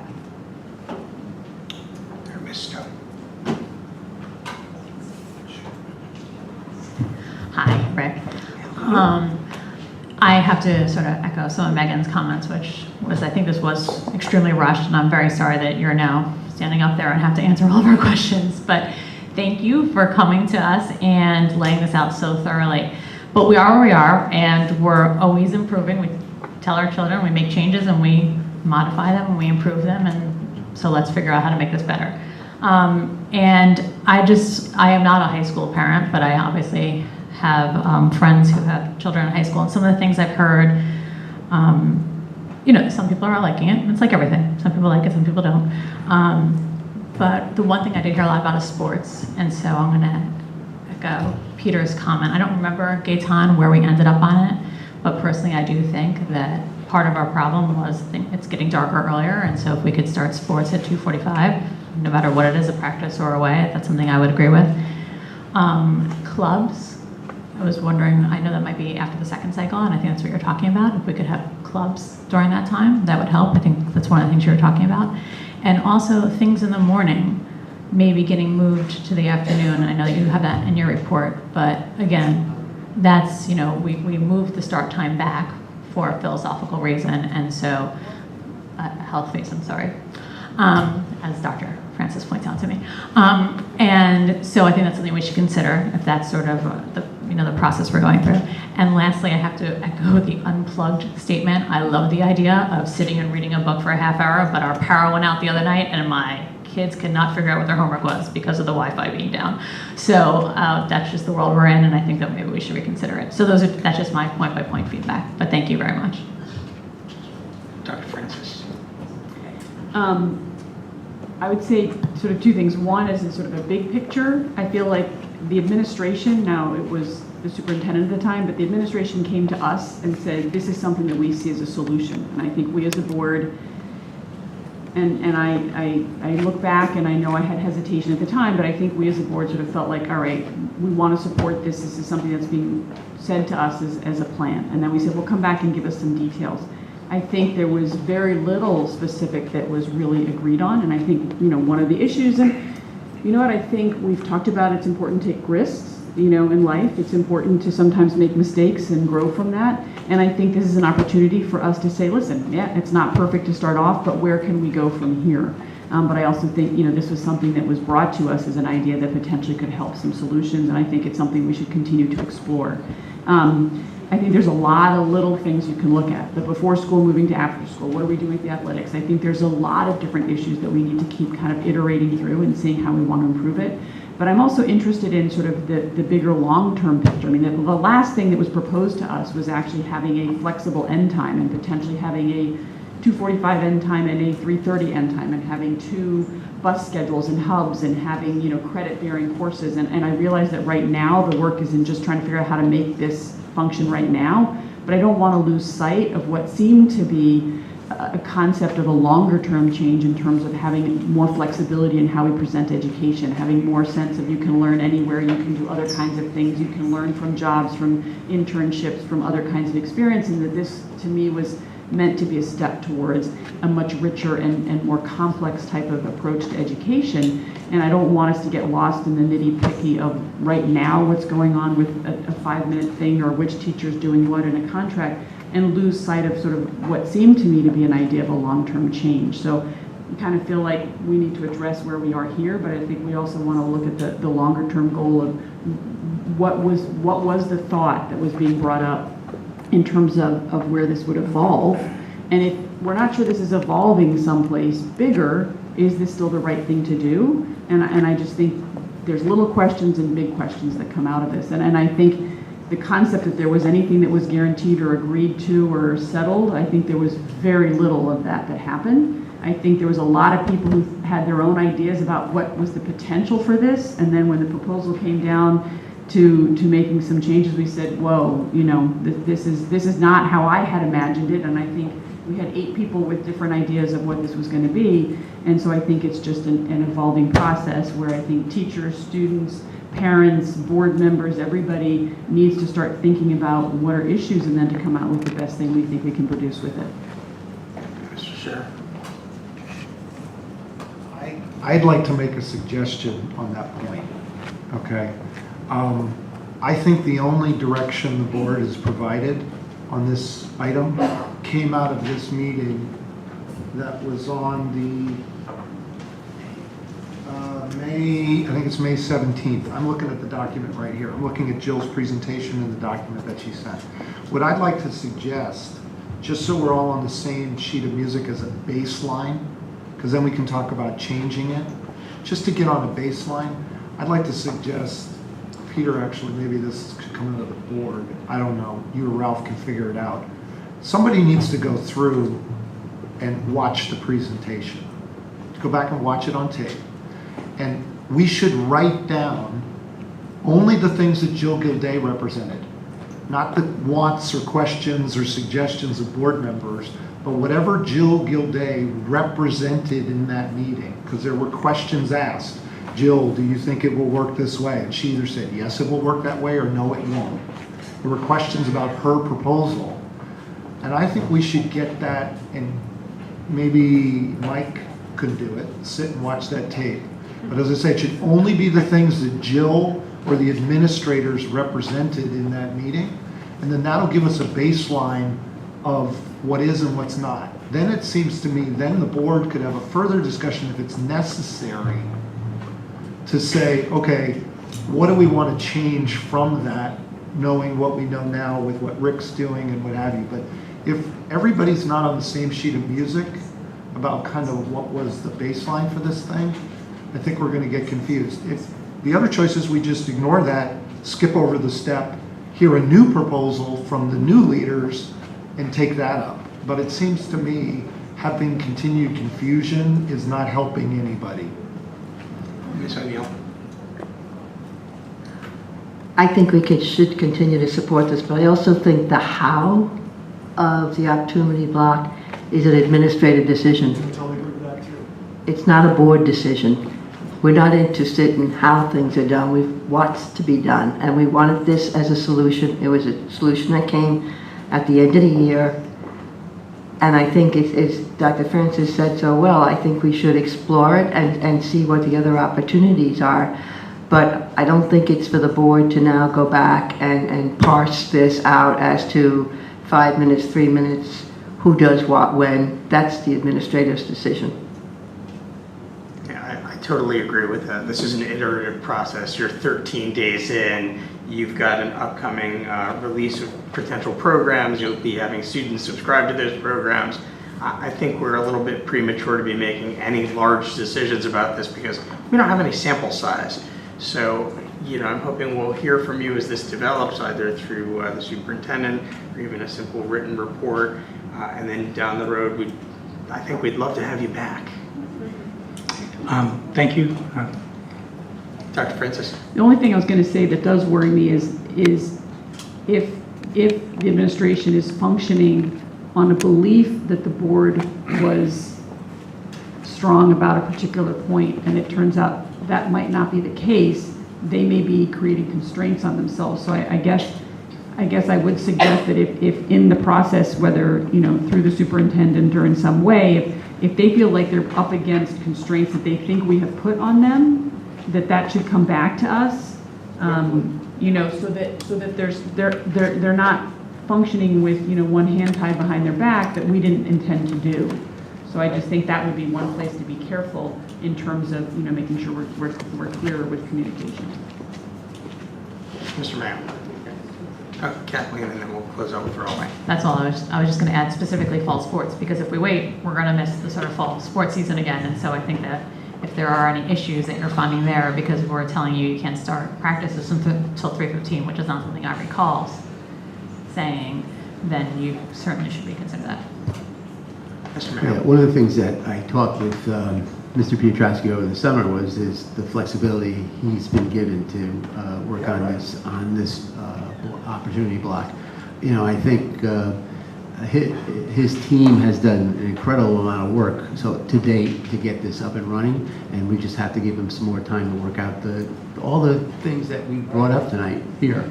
I mean, we all know that by the middle of October, it's dark by 4:20. So I'm thinking that, that might be a change in practice. But, I mean, again, leave it up to the high school administration to move that forward. And we will certainly bring back to you an updated report on how we're doing. All right, with that, I'd like to move on because we've got a pretty complete agenda. So can I just clarify this? Sure. I'm hearing a lot of messages here right now. Right. Welcome to the Board of Education. You basically empowered Greenwich High School, our high school, to implement the opportunity block that we have set forward at this moment in time. We will continue to monitor it. I hear all the other suggestions at this moment, but we're going to move forward with what we have publicized to the public. And if we're making any other changes, we will make sure that we do share and communicate that to everyone. But we will continue to monitor it. Thank you. We appreciate that. Stay in touch. Thank you. All right, with that, we're going to move on. The next item is the GHS soil remediation. Mr. O'Donnell was unable to join us tonight, so Mr. Mayo will be subbing in for her. Yeah, so Lori actually received a scholarship to attend a conference in Florida for business managers. So we were happy that she was able to go to that conference, and we're happy that we didn't have to pay for it. So it's a twofer. Anyway, thank you, Mr. Piotrowski. The soil remediation at Greenwich High School, attached to your cover sheet is the community update, which is sent out on September 13th. It's also posted on our website.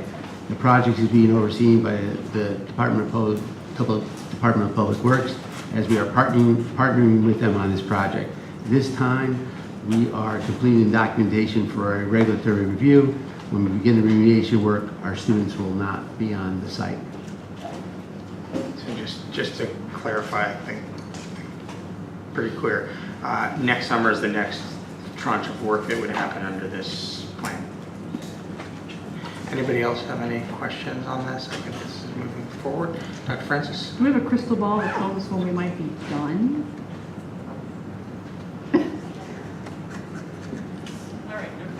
I withdraw the question. All right, thank you. So next up, if there are no further questions on that, would be the Western Middle School soil remediation updates. Mr. Mayo. So the community was last updated on Western's fields on July 3rd, and this information was also published on our website. Work that was supposed to be completed over the summer was delayed, but we are back on track now. Environmental testing is ongoing, and our contractor, Langen, will continue to evaluate the extent of impacted soils at the fields.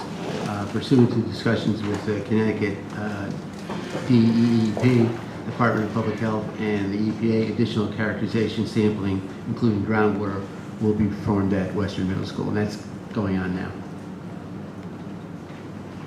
Okay. Ms. Olson. It's probably a very simple question for a very complicated answer, but do we know what delays it, just so that do we know, I know that it's delayed for the timeline, but how can we prevent that in the future, I guess is my question. Is that possible? Just because we have a lot of, frustrated children who need their... So sadly, I know a lot more about soil remediation than I ever thought I would in my entire life. But what happens is you sample a space, you provide those results to the state, and then they say, we want you to go further in this direction by X number of feet and go down X number of feet. And it's seemingly every time we go back to them with results, they ask for more sampling. And so you never get to the point where it's like, great, now we know we've got to come up with a plan. So it's just a moving target, sadly, with the state. Any other comments, questions on that one? All right, thank you. So the next item is the FY20 programs and services. Mr. Mayo. So we're looking for the administration is looking for the board's feedback on the items listed in this packet. The administration will then determine if we are able to include them in the budget. We are waiting for guidelines from BET. So. But again, we will determine what we can include and what we can't include, but we really would like your feedback so that when we present the budget on November 8th, everybody's happy with the items that are included or not included. We have answered some of your questions from previous meetings, and I have Dr. Carabillo, who has additional information about racial balance, which he's going to answer in a second. We have Mary Ford, who's got 2 recommendations. One on the scope of the special education survey, review, and on the other on the addition of social workers at the elementary level. Mrs. Eves can also give us a description of the duties of the PIO and the base specialist. And Mr. Stacy and Mary can also discuss a new addition to that programs and service list, which was the assistant deans.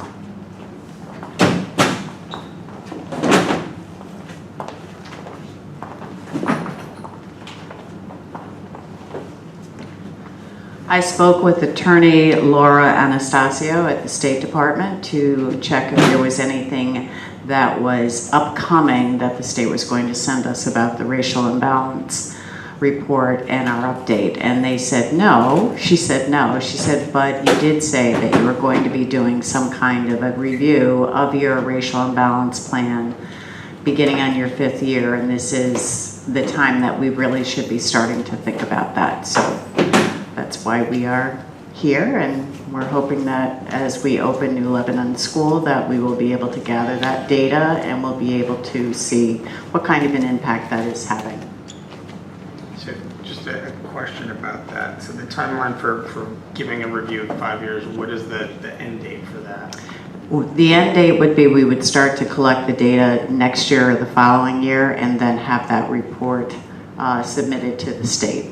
And is there any reason why we couldn't do that internally as opposed to externally? We could. I think that answers that question. Okay. I don't know, is there agreement on the board? That's an item. Yeah, it's premature. Yeah. It needs to be done internally. Yeah, so I think the feedback from the board, a lot of nodding heads is we'd like to see that done internally, and obviously we can start collecting some of it now, but we won't know about New Lebanon until the school opens. Okay. Okay, thank you, Dr. Carmelo. All right, who's the next victim? Mary.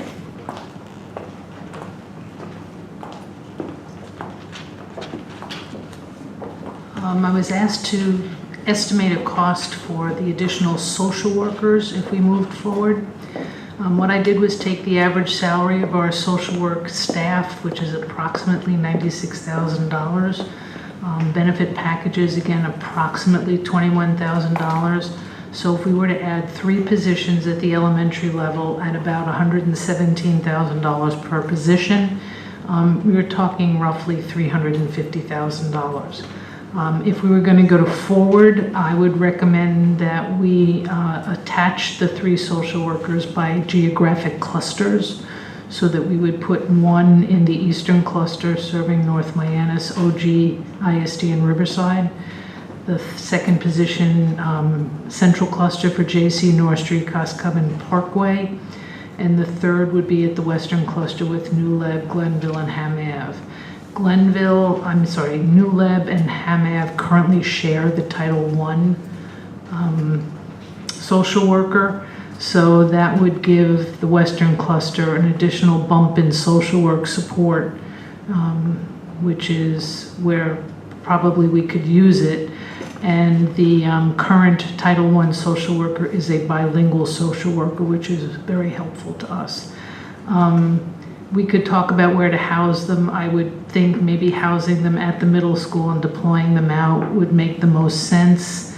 That way they could serve the feeder elementary schools. And what we've talked about in the decision to actually remove the social workers years ago and keep them at the middle school were that social workers more than psychologists tend to work with family constellations. So that if in fact there is a child in distress, in many cases they represent a family in distress. So keeping them by cluster would allow social workers to work with families as well as individual children if that were the case. So if you were to ask for my recommendation, that's where I would start. We would then take the year to look at the impact of those social workers. Doing, as we've talked about a number of times, it's hard to measure the impact of a positive addition to the supports. You know, we could look at things like attendance. One would think if a family is being supported and the children are being supported, kids would be attending more and on time more. The interesting thing is if you look at something like risk assessments, If they go up, it may mean that you're providing more mental health supports, we're recognizing things earlier, and we're getting more risk assessments, as opposed to saying it's not a good thing because we have more risk assessments. So sometimes the value added highlights more things, negative things that you would think would go down, when in fact they go up because you have more staff attending to that. So we would look at some of the positive things like attendance, tardies, visits to the nurse's office, discipline referrals, as well as looking at some of the indications that we are catching students earlier in some of the negative behaviors. Ms. O'Neill. I'm absolutely delighted to hear you say some of these things, that supporting the social workers in the elementary school, because I don't think we can totally disregard the social emotional welfare of our elementary students. I suggest, though, for someone who, having taught both at middle school and elementary school, that they be housed. I agree with your cluster. I think each of the areas need a social worker, but I think they should be housed in an elementary school so they know the flow and ebb of how an elementary school works. It's totally different than middle school. I think you become part of that elementary culture where that's what the kids are serving. So I really would be opposed to putting them in a middle school, which is totally different atmosphere. I would agree, except that I think something we need to consider is where you live becomes much more an emphasis of what you do. So if the social worker is housed at one elementary school, clearly when that's where you live, you may be a little bit more likely to spend more time. But that's something we can negotiate out going forward. So I just want to add, having them in the school though helps them make connections, which is something we're very big on. And I want to echo Barbara's sentiment, but I will say there is very little appetite at the BET or RTM for adding headcount. So Mary, I'm going to implore you to find the headcount to put these positions in without adding 3 new heads to our budget. You did it for the assistant deans last year. You found a way to make it happen. This is something that's been on our radar screen for a number of years. It is a must-have. It's not a nice thing to add. So we've got to find a way to do this within the confines of what we've got. And Peter said it before, we have 1,400 staff people. We should be able to move positions to where we need them to be. And these are 3 necessary positions. Jennifer. I also don't support adding to headcount. And we have psychologists at the elementary schools. I would love Mary's opinion on whether they have the kind of work that can only be done by a psychologist and not by a social worker and vice versa. I know you made clear decisions about what kind of staff you provided to the elementary schools. I'll only support this if it's headcount neutral. And just to wrap up, the only item on here on this chart that I think we can find room for in the budget is the special education review, and I fully support that. Mr. Scher. I'm going to use the term used before. I've immediately become uncomfortable with this conversation because our board's role is to say we want social services. Our board's role is to say I want that to be revenue neutral. Everything else is meddling by the board. We need to not do that. We need to stop. We need to say what it is we're looking out of Ralph and his team in terms of goal statements, and then if Mary, if it's in your area, or someone else if it's in their area, you got to figure out how to do it. So if it's the consensus of the board, which is the direction we should give, is we want more social services, which we'll probably at some point take a vote on that. We want more social services in the schools, and we'd want it without adding any headcount. You guys, through agenda planning, need to find a time and a place where that can be presented and discussed. I would want to understand the impacts of that, and then take a vote. And if that's essentially the direction to the administration, that's the direction of the administration. How you actually do that, where you put them in what building and what have you, that's not a what, that's a how. And that should be the responsibility of the administration. The rest of it is the board meddling, and it's a bad idea. Ms. Wilson. in terms of the special education program review, I wouldn't be able to just get behind it because at this point I feel like it's in piecemeal unless we included also twice exceptional students and also did a review of the ALT program. I haven't heard Mr. Mayo's thoughts on it at this point, but I might ask at some point. A lot of educators I've spoken to do consider gifted students to be specialized education. If you really look at highly gifted students, it's usually closer to 3%. So if that falls under special education, according to that, to me, if we just did special education program review, I see it as piecemeal. So it needs to be include all of that if I were going to get behind it. So. I don't know, Mary, did you have something you wanted to talk about in terms of that special ed review?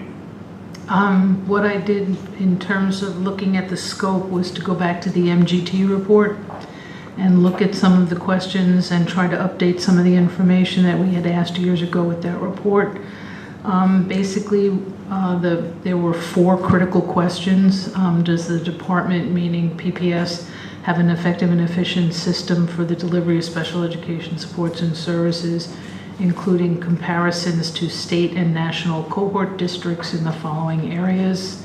Review costs associated with special education staffing, related service staffing, consultants, out-of-district placements, transportation, transition, extended school year, preschool, and materials, which are the big budget buckets in special education, PPS. And the other one would be to review the district's current programs and procedures to determine if they are reflective of current research on best practices in the areas of LRE, least restrictive environment, FAPE, free and appropriate public education, transition, and preschool. The second question would be, is the district's current model for evaluating students for eligibility under IDEA reflective of current best practices, including meeting compliance guidelines, quality of evaluations, consistent and objective criteria of application of the disability criteria. The third major question would be, does the current system of special education yield positive outcomes in the area of student achievement and whole student development, using objective achievement and growth data and staff and student and parent satisfaction with a survey? And the final question would be, are the requests for mediation and due process indicative of system or program insufficiencies and/or implementation gaps? And if so, what are the possible causes and solutions? And again, I tried to mirror the questions that we had brought forward years ago with MGT, updating what I consider to be some of the questions you've been asking over the past couple of years. Ms. Stowe. I'm just going to sort of echo what I said at the last meeting, and then since then we've had the BET sort of start showing their hand on a little bit of the guidelines, and I think that this is all lovely, but it's going to be hard to achieve if we don't find some other areas where we're going to actually save some money. So I think maybe I suggest we take this up with the budget committee, or where we actually will have a member of the BET spending some time with us, and then sort of flesh it out there. I'm not sure it makes sense for us to spend too much time on this otherwise. Ms. O'Neill. Mary, you've gone through a number of reviews. As you look back on those reviews, can you think of any big major change that came out of those reviews? When I first got here, so that was back in How many 1997, the Gold Report. One of the major concerns of the Gold Report was the inconsistent application of criteria in evaluating students. Okay, but since you've been here? No. No. So we've spent a lot of money, spent a lot of time reviewing and reviewing and reviewing, and the state seems to be, I take it from what we've read over the years, pretty happy with what we do. Yes. And so I too, in these times when money isn't, and to put a chunk of money out there, $500,000 out there, when there's no pressing need, we're not deficient by any means from the state, I just can't support this kind of review at this time. I think if we were looking, no rush, Mary, but if we were looking at a change in staffing, if you were retiring or something, maybe that would be the time to do a review. But I think now I just don't see it as a profitable use of our money and the time it's going to take your staff to cooperate with whoever's going to be doing your review. It's not going to be something that you can say, oh yeah, go do it. You're going to have to be involved in it. It's going to take your time and energy away from other things. And since I'm only 29 years old, I won't be retiring for a long time. Don't laugh. Here, all right, we're going to go down the line here, Mr. Chair, Mr. I am totally uninterested in and I said this when you presented your update on special education, which is where this was discussed, right? I'm totally uninterested in a compliance review. So everything you just listed is all about compliance, okay? I'm interested in a review where there is a robust dialogue, particularly with the special education parents, particularly represented through their community in the PTA. And I'm interested in a review that says, we have had a program that is not changed very much in 20 years. We have a way of doing things here that are pretty much the way. And the question that I'm interested in at a board level through a review is, what is the state of the art? What is the best practices? What are our opportunities? Which ones might we be interested in embracing? Which ones do we think have no relevance or interest in Greenwich? And I would want an expert. I don't think an expert's going to cost $500,000. I think this is a little bit of a red herring to kill this thing off. I'll be blunt. I don't think it costs that. But I think to get some advice to the board so that the board can be a helpful participant in a guidance around an area of the budget that is roughly $40 million out of 150, to me that sounds like a wise investment. I've been on the board long enough, and in special education, other than the review that was done by Bob Lichtenfeld like 8 years ago by a set of experts from the SUNY at Oswego, there's never been that kind of review here. Now, maybe the board says, I don't want to do that right now. But I'm interested in that kind of review because I'm interested in a forward-looking positive. I'm interested in, it needs to include twice exceptional. I'll give you an example. There's a critical question that's a foundation in our district. Our special ed is, if you're kind of meeting average performance, you get no services. That's cut off. Okay. We've never had a conversation at the board of the implication of that kind of policy level decision. And so I'm interested in that kind of thing. I'm not interested in spending a whole bunch of money to go look at, do we process files right? Do we do due process hearings within the mandated requirements? I think internally we could answer that without spending a nickel. But that's what I'm interested in. So if it's that kind of review, I'd love to include it in the budget. If it's not something that's going to help the governance of the board in its policy role, then I wouldn't spend any money on it. Nothing, Dr. Francis. I think I've said from the beginning that if we're going to do this, I think we need to have very clear questions, and I think they need to be new questions. Yeah. I don't think we need to ask the same questions that we got answered 3 years ago. I don't think that's what our community wants, and I think we need to be really clear as a board as to what those questions are. I don't honestly have a strong opinion one way or the other, except that I just don't want to do Groundhog Day and spend $500,000 on it. I'm with Peter. I'm not sure it's $500,000, but I do think we need to figure out what the scope of this is. We have not done a best practice review in a long while. And I think that that's probably what we need, and we need to look outside to do that, because when we look inside, we're looking at a reflection of what we've got, and we're really not going to get very far with that. Misty. In fairness to Mary, I heard loud and clear that a big component of this was best practices. And so I don't think it's fair to say that the scope you've outlined is a repeat of the past. I think all of us agree, including Mary, that we want to look at best practices. We want to look at how can we better serve the individual needs of our special education students. And I support this review for student performance reasons, but also because in every single district in Connecticut, the single most volatile and largest part of the budget that can fluctuate year to year is special education. To not look at this is crazy. It's absolutely crazy to think that we are somehow going to manage as a state with 169 towns to each individually spend more and more and more on special education, but not be able to find a lasting solution to the volatility year to year.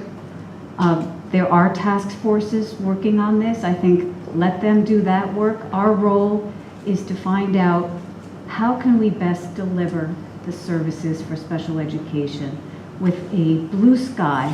If we could look at any possibility to improve, what would we do? So I don't know if that's the right price tag. I'd love to know how the 500,000 was arrived at.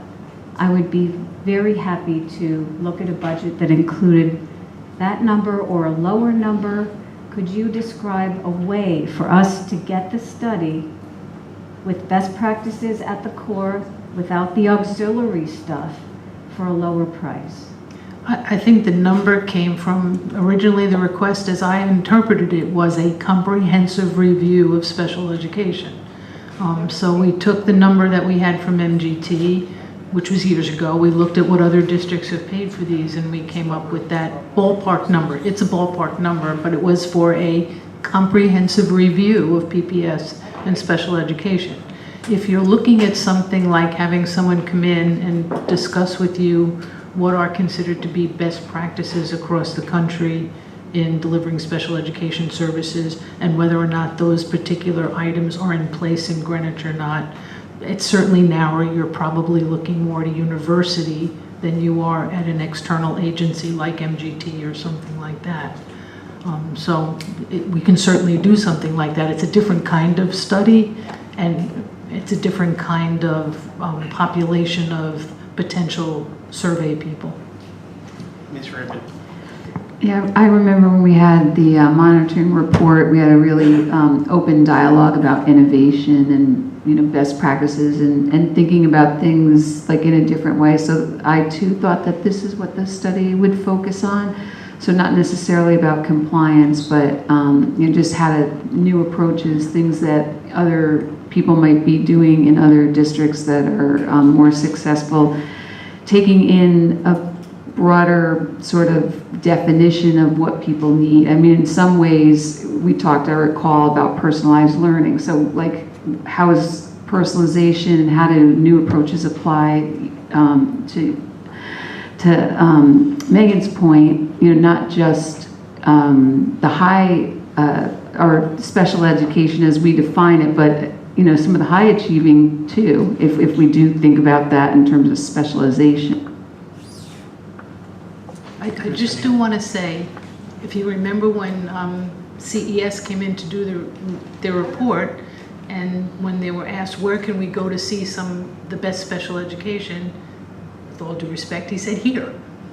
We are doing some things that no other districts are doing. Is there innovation we can put in place? Absolutely. But I don't want to discount the work that people are doing in schools in Greenwich, because they're doing some pretty remarkable work that's not happening other places. There's always room for improvement. There's always room for someone to come in with a fresh pair of eyes. Absolutely. And I welcome someone coming in and saying, here's what's going on. But you've got teachers out there doing stuff that people are not doing anywhere else. And people do come to Greenwich for some of the things we're doing, as an example. I don't think we're ever going to control the volatility of special ed just because of the legislation. Just being on policy, I see all the new rules and regulations that come down that require time of staff, of clerical staff. It's the implementation. So I think it's just going to grow, just as the legislation just keeps adding on. The other thing, if we're looking and we're saying that we want to see best practice and whatever, are we willing then to make SPED a larger part of the budget. Because yes, there's probably marvelous things we could do. We could probably have all sorts of extra personnel and whatever. And are we willing, do we have our eyes open? Are we willing to add a lot more money to the SPED budget? Because there's always the possibility of doing something more. But I think we ought to take into consideration what Mary said too, is that we do a lot of great things. And are we going to keep every parent happy? No, never. Having gone through this with Alp, you're never going to keep every parent happy. What you really want to do is what you think is best for the child. So I don't think you're going to control volatility. I think you got to worry about added expense. And I think we do a pretty good job now. Just wanted to add to that, Barbara. I think one of the things that we learned tonight from the achievement report is that some of our best performing growth was in special education, interestingly enough. So NDL and Title I, free and reduced lunch, exactly. English language learners. So they're my partners in high needs. So kudos to you on that. And actually, and the other thing is, as it gets to the financials, and believe me, there's no one. I obviously am always very sensitive to budget. It's a problem everywhere. It's the biggest part of the budget everywhere. And I think that you provided us an analysis, I can't remember now, 6 months back, where we compared ourselves to other districts within the state, and it was comparable in terms of the percentage of the overall budget.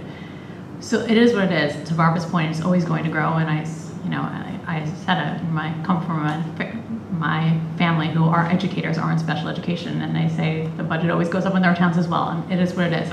If we're going to take a step back philosophically and look at something, we have to consider all the programs for a review. But I don't think this is going to be the year where we're going to have the budget ability to do that.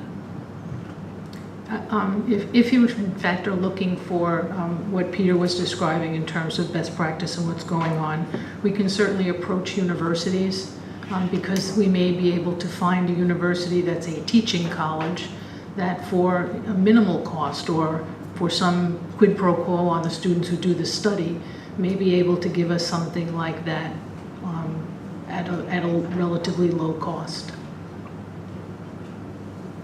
And we do have some universities in the area that do a lot of work in special education. Maybe a starting point. Anything else on special education? All right, so then Kim, if you want to come and talk to us about communications fees. Do you want to do assistant deans? Oh, yeah. Sorry, Kim. It's okay.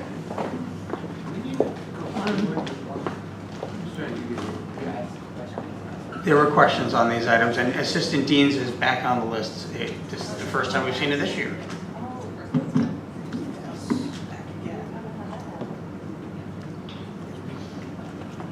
Just Rick and I are here together because it crosses both of our worlds. The assistant deans do provide support to the PPT process in the buildings, which is where I piggybacked on what was already going on at the high school by adding some time to the assistant deans so they could be both proactive in their discipline and looking at the student assistance teams and then run PPTs for those students should they need that. So what we did originally was increase the time by using the evolve model. And then the high school kicked in one position so we could take what had been part-time positions in every house and make them full-time.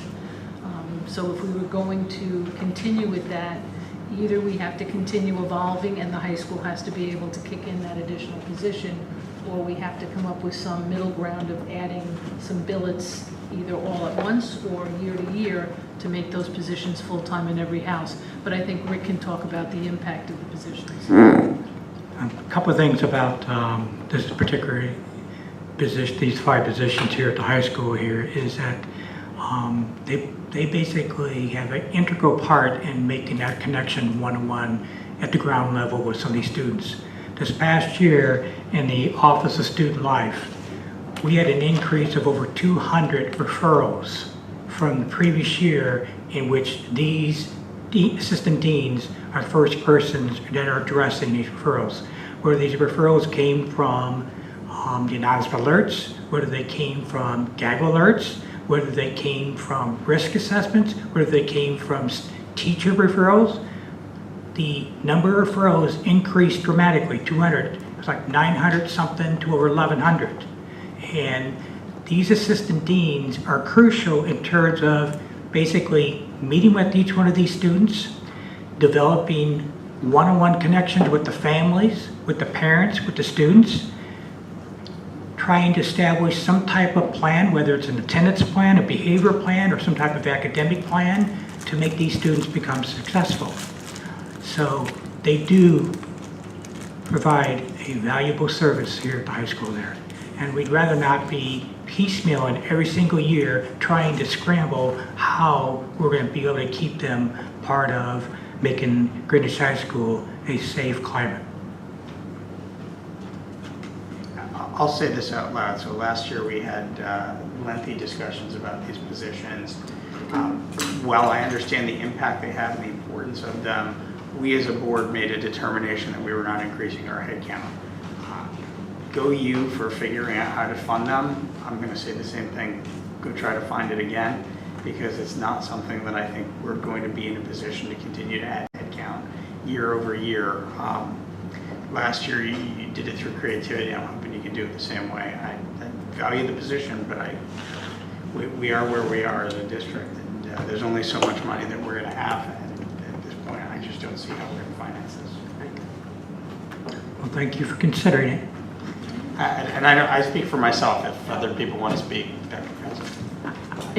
What sort of just came to mind to me is, in some ways, I think that some of this advocacy, maybe I shouldn't say, some of this advocacy from our parents, from our community, from those things, probably need to go to talk and say, to those who hold the purse strings, give them a budget increase, right? Because you can come and say to us, these are things that we want, but if we don't have the money to do it, then we're going to just have to turn around and say to you guys, well, you guys have to prioritize because there's not money to do this. So I think, Mr. Chair. I'm in the same place. I mean, my problem with this is I can tell you the what. Do I absolutely want you to meet the needs of special ed kids who appropriately should be on an IEP, and you have to facilitate all the process necessary to do that? I don't think I need to say that part out loud. The problem that we all have collectively as an organization is next year, and we went over this just so you get the context, Rick, I don't know if you were here last time, the existing labor contracts, which are unchangeable, okay, they have built-in increases to them. Those increases exceed the what appears to be the public's willingness to expand our budget. Every year they've expanded our budget 2 to 2.5%. It looks like we need a bunch more money just to keep everything, all the heads we have. So I want to echo what Peter's saying. It's not that nobody's interested in this. The problem is we don't have anybody who's going to magically say, oh, keep all the 1,453 you already have, and here's an extra 30. Here's the social workers, here's the deans, here's the this, here's the that, here's the PIO, here, whatever it is, the 10 or the 20. And it doesn't, I just want to emphasize, as a board member, it doesn't mean I'm not hearing you loud and clear that this is a real challenge. It is a real challenge. I would love it to turn around and just say, actually I wouldn't love it, but if I could magically give you 30 more heads and have it have zero impact to the budget, nirvana, right? But the problem is I think what we're signaling is that people around us are saying, no, I'm not going to give you a 4 and 5% budget increase to add all these things. So the challenge we have is, then it means we have to look back internally and say, okay, wow, I'm not going to get a bunch more people. How do I reorganize what I've got? And I know that's not very appealing or very interesting. By the way, that's hard and messy, dirty work. But unfortunately, I think that's our reality. Unless all of a sudden the BET surprises us, and these people who are advocating for doubling the traditional tax increase in the town, that all of a sudden the town goes, yeah, You go ahead and double the traditional annual tax increase.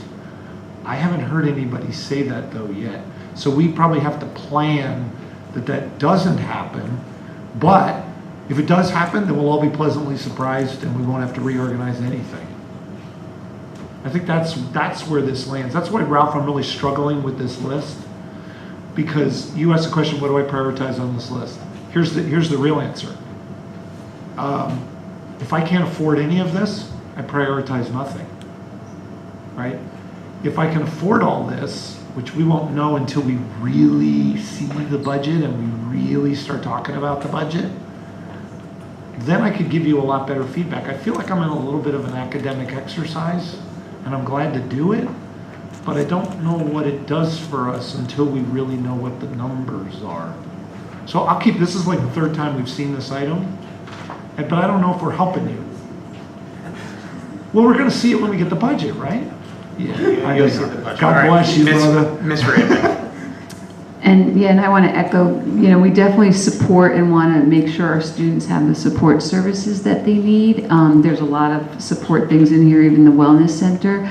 And I think the dialogue that we hear too is, what's the impact of the money that we're spending? So what's the impact of the programs? So I know that the budget committee, the subcommittee, is going to meet with Lori and Ralph on the 28th. And one of the things that we've been talking about for a bit was this sort of programmatic review.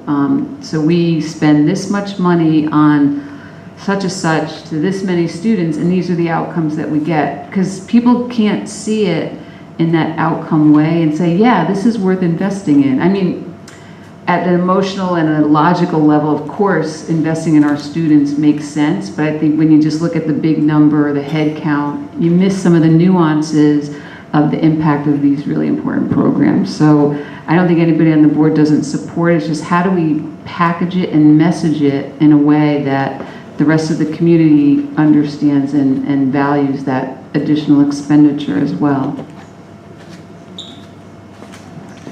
Anybody else? All right. Thank you.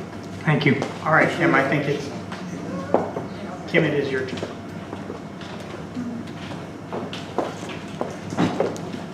Obviously, you've heard our discussion already. Yes, I have, and I have a comment about it too at the end. We received a good question from the board about the context for the proposed additions to the communications office. And the objective of that is, it's basically about a communications reorganization, the objective of which is to create an increased and shared sense of confidence in the Greenwich Public Schools among our stakeholders by seeking out and developing content to share with stakeholders of the news and accomplishments of our students and staff on a more consistent basis with more frequency, building capacity among our administration to proactively plan for communication and engagement strategies, particularly for anything new or changing, and implementing a proactive, comprehensive, and consistent district-wide approach to engaging family and community stakeholders, as well as addressing the increasing need for training and technology support and content development support for new communication-related technologies and internet-based platforms such as social media. A lot of that is new in the last 1 to 3 years, and that work would be conceivably added to the role of myself and the communication specialist with adjustments to our job descriptions.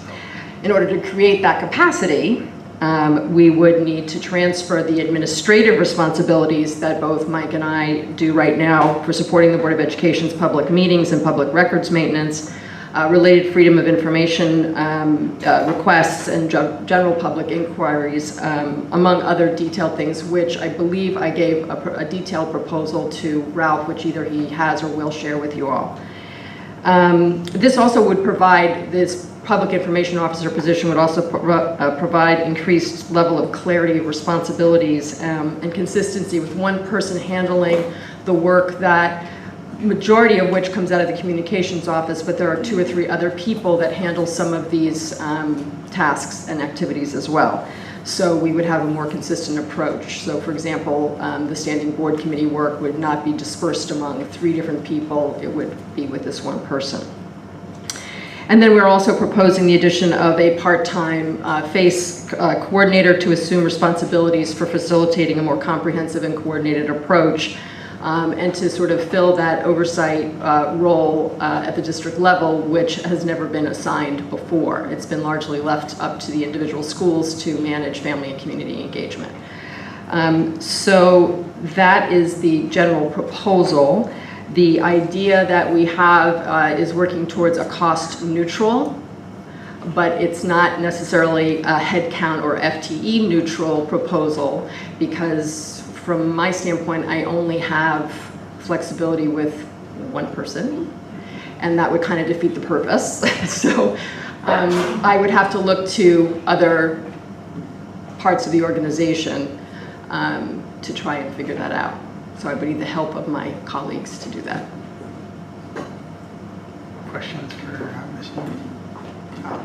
So Kim, as you know, we're going to be working on our board goals tonight. Obviously, communication is a big deal for us, so supportive of more efforts to communicate out to the community, but again, we have constraints.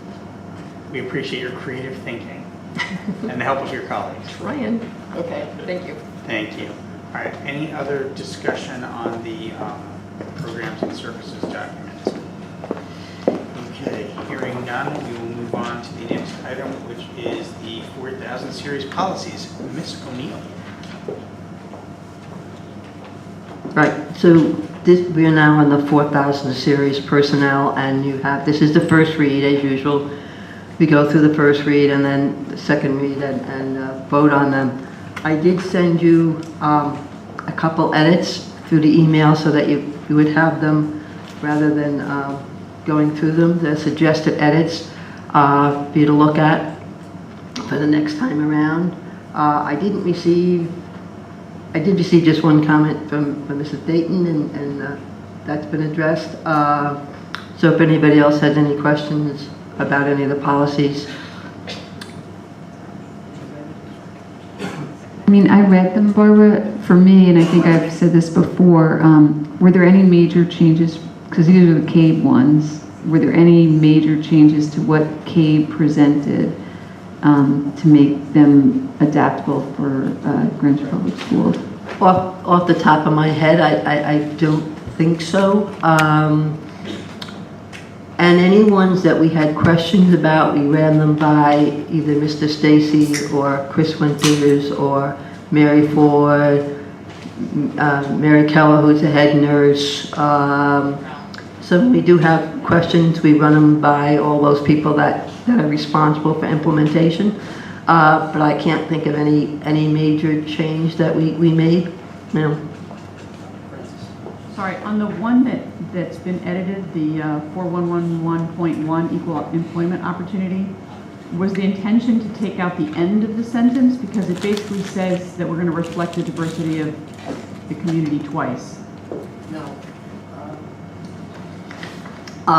What it should say, it says that we're going to consider the diversity of the student body when hiring, and then drop the fact that it would reflect the community. So we're crossing out the end. Right, I'm sorry, yep. All right, if there's no other questions, we will take these up at our next business meeting as an action item. So if you have any questions or comments, please let PGC know. Thank you for your hard work. You're really cruising along with it. When's our next PGC meeting and when's our next board meeting that we're going to talk about? I believe the board meeting is October 20th, October 18th. I've been And when's corrected. our next PGC meeting? I thought it was the 13th for some reason.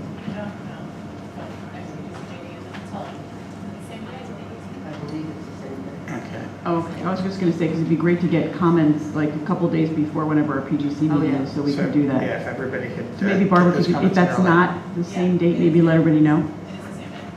So maybe like 2 days before, so we can rummage through it and think about it and then have it ready.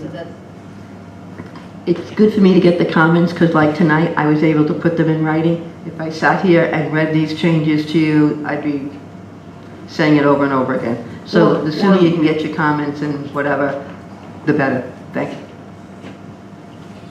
Okay, we're moving on to our action items. The first action item is the GOSA contract. Ms. Dayton and I think Mr. Stacy, who is somewhere missing. So Ms. Dayton. want to make a motion first and put it on the table? Sure. I move that the board approve 2019 to 2022 GOSA contract. Ms. Rabin, would you like the second? Second from Ms. Rabin. It's on the table. Ms. Dayton, if you'd like to make some comments first. I'd like to just give you a quick summary. We have brought the GWI below the increase in GWI of the last contract, which were around 2.6. This time we're at 1.9, 2.05, 2.05. We have addressed the fact that our elementary principals were ranked 8th at the maximum salary in Fairfield County, and we've given them an incentive, or we've given them a boost to their salary by $1,250 each in the first 2 years of the contract, so that we are competitive in hiring. We have allowed 4 administrators who want to achieve a doctoral degree to be paid a stipend on an increased level of $500 each. As you know, we're in the state insurance plan, which already has resulted in huge savings. And this year we have increased the premium share that the employees would pay by 1.5% in each of the 3 years. We have grandfathered vacation starting in the 2nd year of the contract, so that subsequent new hires will not have that. And most importantly, we're very proud of achieving our goal of adding 2 salary steps below, one at 98% of the top step and one at 96% of the top step. This is important because we want to show differentiation in how we pay administrators based on their experience and their time in the district. We have finally included for these administrators a tax-sheltered annuity increase, and this would apply to the 12-month administrators as well as the 11th month administrators. I'd like to point out that this was reached by negotiation, by a wonderful process of exchanging viewpoints. It's a good contract in GWI that's better than what was achieved in the Town LiUNA arbitrated award. I think we should feel proud of that. And if there are any questions, very happy to answer them. I'd like to make a comment. I'm delighted to see that the elementary principals got a boost in their salaries. I hope the goal in future contracts is to make sure that elementary principals are paid as the same level as the middle school principals. There's absolutely no reason for that to exist. That maybe historically, it was because most elementary principals were females and most middle school principals were males. So I just wonder if that was the perspective, and if that was, it certainly needs to be rectified, and I'm glad we're on the way to do that. Questions or comments on this? Mr. Sheriff? One question. This contract you said was negotiated, did it go to mediation? Good question, really good question. It went to mediation. So it had to go through mediation? It went through mediation. But it didn't go to arbitration? Exactly. All right, any other questions or comments?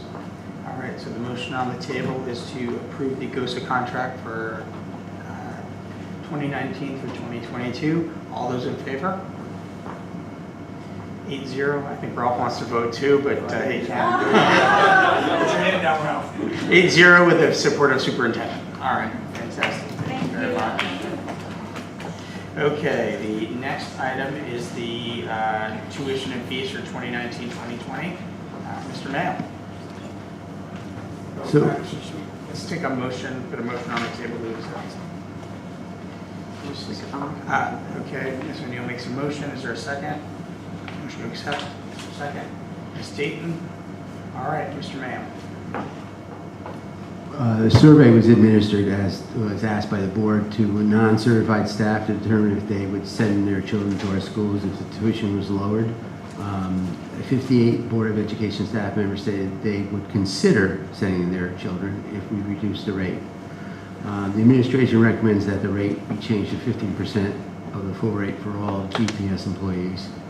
And Dr. Carabello, I believe, has additional information about summer school that you had asked, but our recommendation is to approve the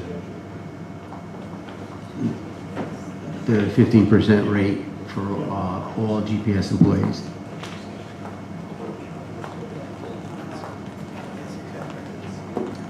Ms. Olson, while Dr. Carabello's walking out. Do we have any information as where this stands in relation to other towns? I don't need it right now, but I was thinking about the, have we done, I was going to ask Gloria, have we done any sort of, that's what I'm saying. I'm curious, I'm talking just in generally about the proposed tuition and it's a lot of towns, like I've only worked in Westchester, New York, and this is it doesn't do this. No, I know, it's something that's negotiated in a contract, but in terms of the actual rate, the percentage of tuition that Greenwich covers for employees, I wanted to know, can we get some data at some point to see where does this stack up to other towns in Connecticut, comparable towns? Yeah, we're voting on this now. This is action. But I think she's asking generally just for future purposes. So I can contribute a little information to that. There are some towns that do not allow the teachers to attend, their kids to attend schools. Some of them are much more expensive than we are, and I think there's one or two that are slightly cheaper than we are. So what we're asking is fairly reasonable in the range of what happens in Fairfield County. I'm just asking if we can get at some point some exact, some data, some exact numbers, percentages for neighboring towns. Dr. Carabello, I think you were kind of The question was asked how many ESL students attended summer school that were not eligible for free and reduced lunch price, and 8 were not eligible out of the number of students that came. There were no siblings who came to summer school this summer at the reduced rate for students that were invited. If the family received free and reduced lunch, then the siblings did come for the reduced rate. So we did not have that in place this year because last year we had talked about not having siblings come who of invited recommended students at the reduced rate. So we did that, and we had 3 hardship cases that we did let come at the reduced rate. Ms. O'Neill. I just want to clarify. So of the kids who were invited to summer school, recommended for summer school, we had no siblings?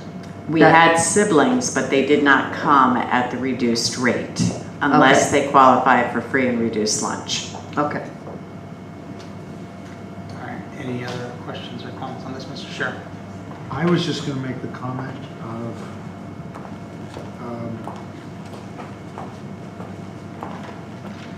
I think it's right for us to adjust the rates so that for personnel, right? It's a hugely discounted rate that they get for, I think if you go show people, I'm going through this right now, showing people from California what you get in Greenwich Public Schools. In California, they got to put everybody in private schools, and people who have the means do, unfortunately, because of how their educational system works. But people look at that consistently say, if I had this, I would never send my kid to a private school. It's interesting to get that outside perspective.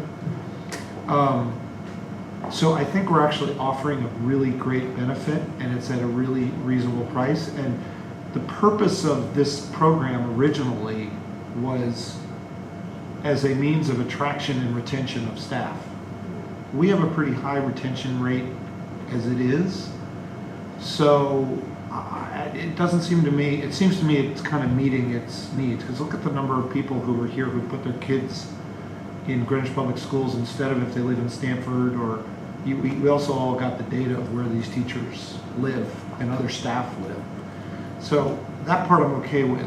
My comment was, which makes me really uncomfortable, I have always been bothered, and I'm surprised some of my colleagues aren't, but maybe I'll say it again and maybe it will bother you now. It really bothers me that we are a public school system. We're a public institution, right? Which is, I originally thought of as good. It's like a universal right. It's actually in the Connecticut State Constitution, but I thought that was a national value. It bothers me that in some of these programs that people get because of their academic need, we're means testing it. So as an example, right, summer school, kids got to go to summer school. I don't care whether they've got a lot of money or no money. They go because they need academic help and support. That's the criteria by which we invite kids to go. We don't say, oh, let's invite all the free and reduced lunch and let's not invite you if you. It's based on academic need. And then we turn around and, you know, in our summer school program, right, some people we charge, some people we don't.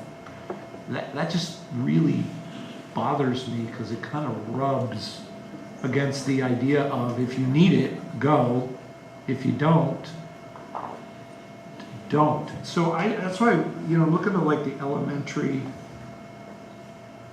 you know, just some of these other things, I worry about the tuition rates that we have for this kind of stuff.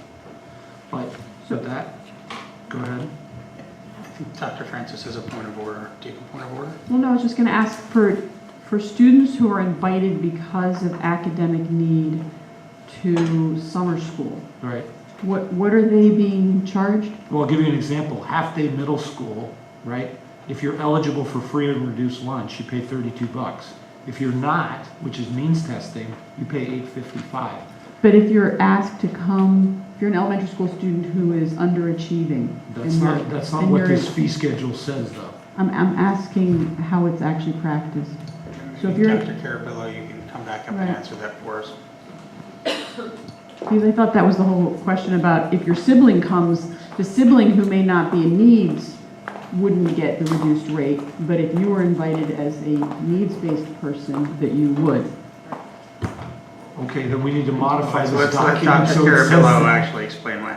The past practice for summer school has been students who have been recommended to attend summer school because they were not at benchmark or were not progressing where we wanted them to, were charged a very reduced rate so that we could support them so that they would not have summer learning loss. Also, ESY students are not charged anything because they are afforded extended school year, and it has to be very similar to what they get during the year. So any student who is recommended, regardless of whether they can pay or not, pays the reduced rate. If a sibling chooses to come to summer school because that's what the parent would like them to do, then that student pays the regular rate rather than the reduced rate. So we're doing what you want us to do. Are you guys looking at this table that I'm looking at? Yeah, you're missing you got to look at the first page, Peter, at the bottom under Schedule C, where it says recommended for summer school. So about the fifth line down. $42. It's going to go up to 44. Thank you.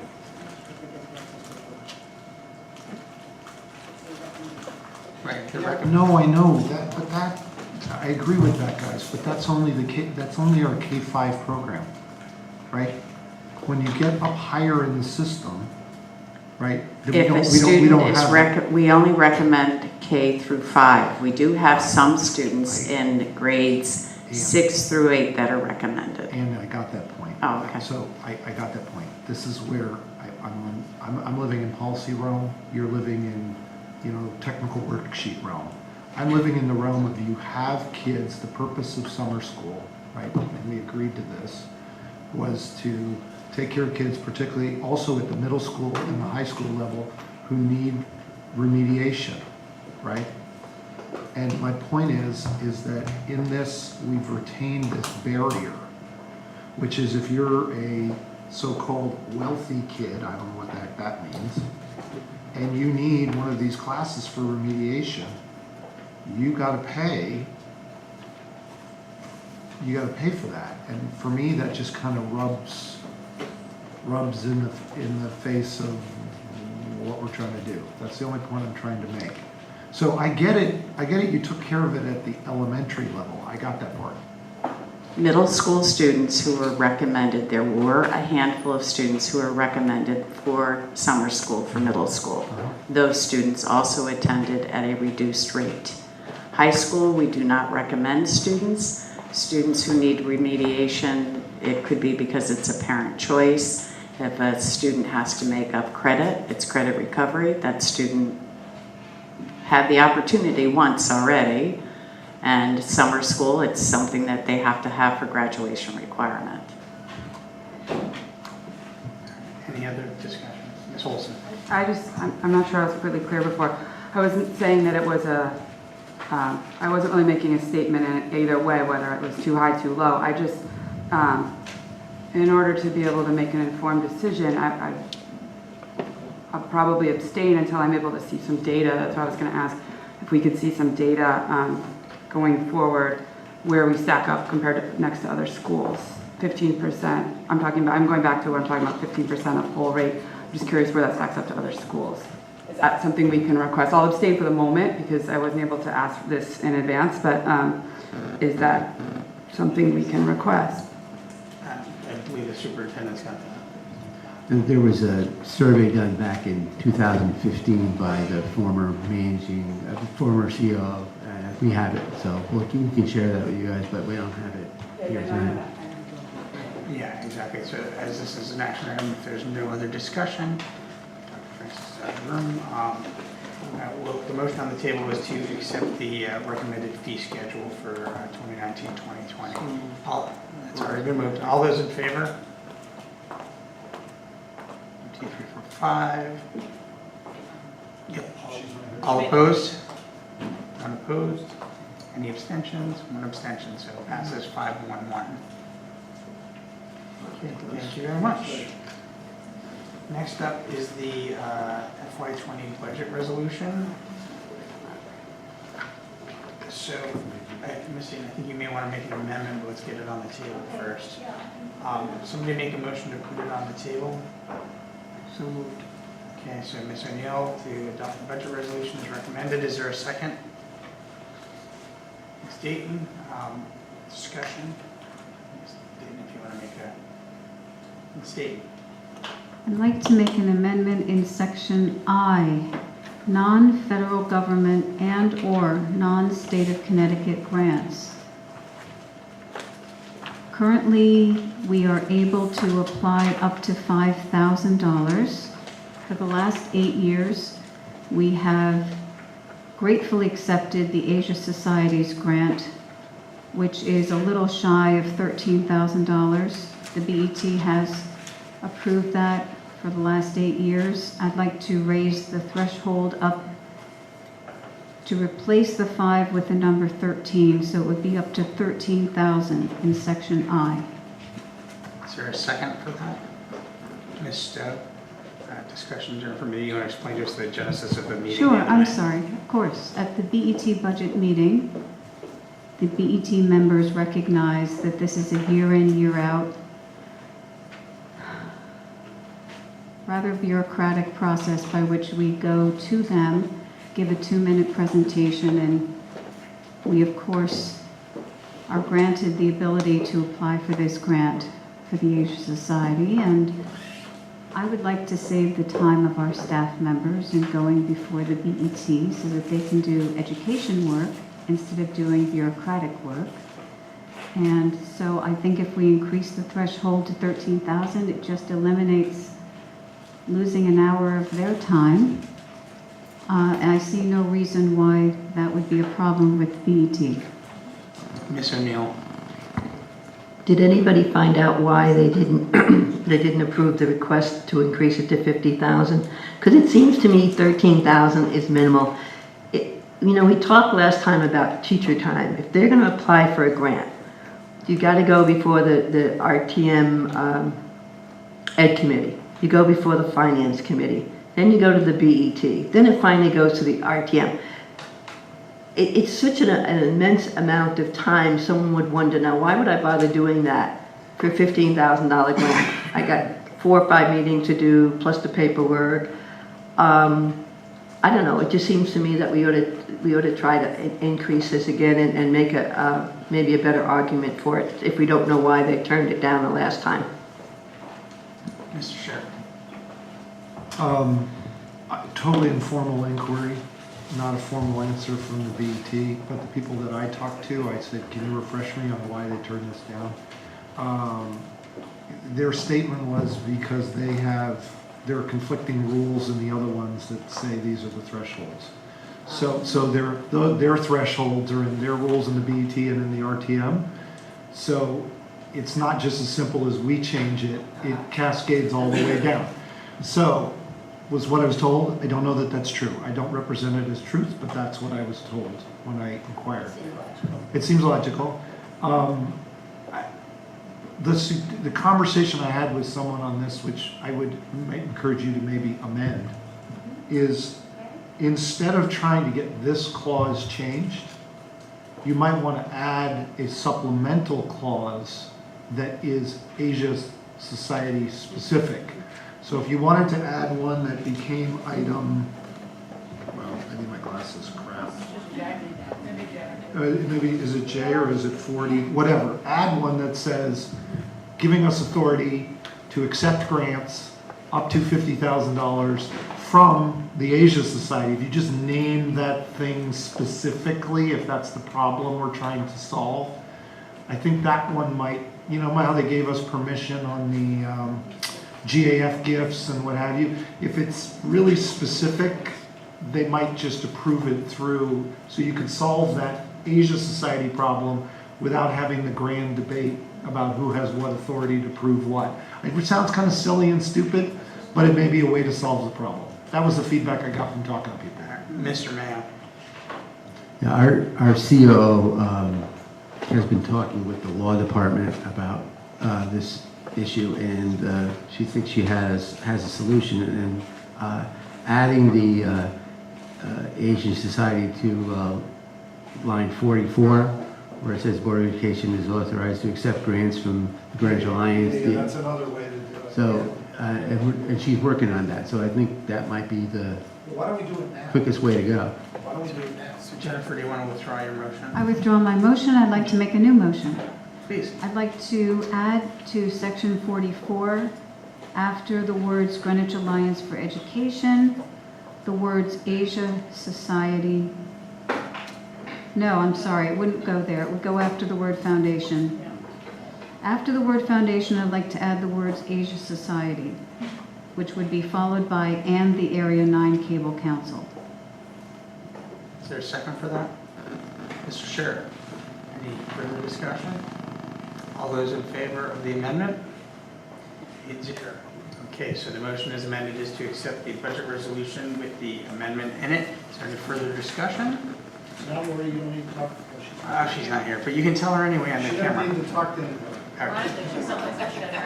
Exactly. All right, so the motion on the table is to accept the budget resolution as amended. All those in favor? 8-0. Thank you very much. All right, so the next item is the financial and staffing report. Something again from Mr. John and Mr. Mayo.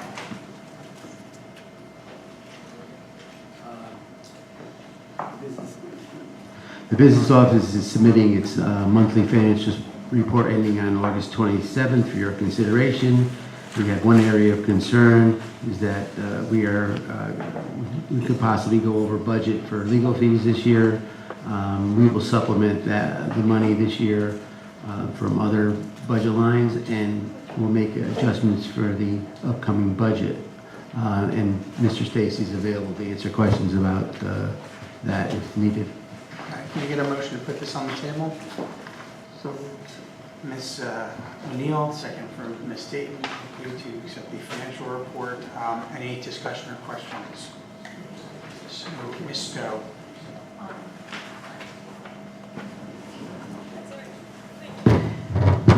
Bob, you're probably coming up anyway. Can you tell us about the project manager position? It says that interviews are ongoing. Are we close? So just one point of reference with the vacancy report, that's usually a month old by the time it comes to the board, because I'm required to present it by the 25th of the previous month. So they did a second round of interviews. They had one strong candidate. The strong candidate was overpriced for the position, requested a salary at about $50,000 higher than the position pays. So right now, my staff are working with Mr. Watson and town HR to relook at the job description, see if there's any modifications we need to make to that, get that back out, re-advertised again, and hopefully get a stronger pool of candidates that's more reasonable with their expectations. Ms. O'Neill. Who set the salary standard for this position? Was it the town? The town sets it in collaboration with us, so. Did we think it was realistic? Yeah, we did, because when you stair step what Ms. O'Donnell makes versus what Mr. Watson makes, and this position was making, works for Mr. Watson, makes less than Mr. Watson, and the person was requesting a salary $30,000 higher than Mr. Watson makes. So we think the position was appropriately positioned. Most of the other people had that expectation. It was just the one candidate that didn't. We're finding that we're not getting people who have strong school experience, strong strong,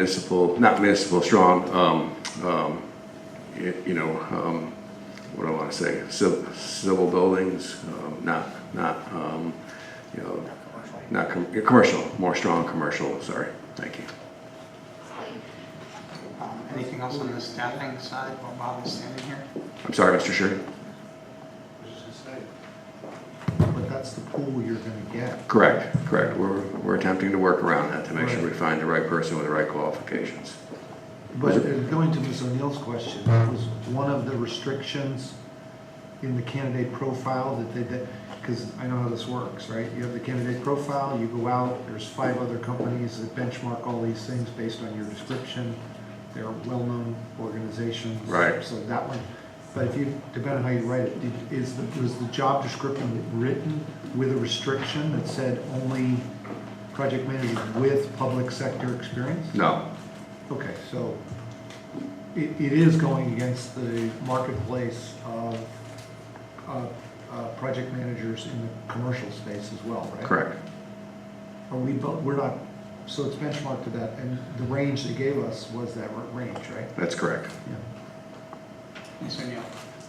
So I have 2 questions. One of them, I wanted to know what the school financial services coordinator, the reorganization, what is the school financial coordinator? What's that, and why is it being reorganized? Ms. O'Donnell worked with the high school and middle school principals. They had account clerk 2s who were providing support to the student activities work of the district. There was a full-time account clerk 2 at the high school. There was one working 4 days a week at Eastern Middle School and a day a week at the central office, and there was another one full-time split between Central Middle School and Western Middle School.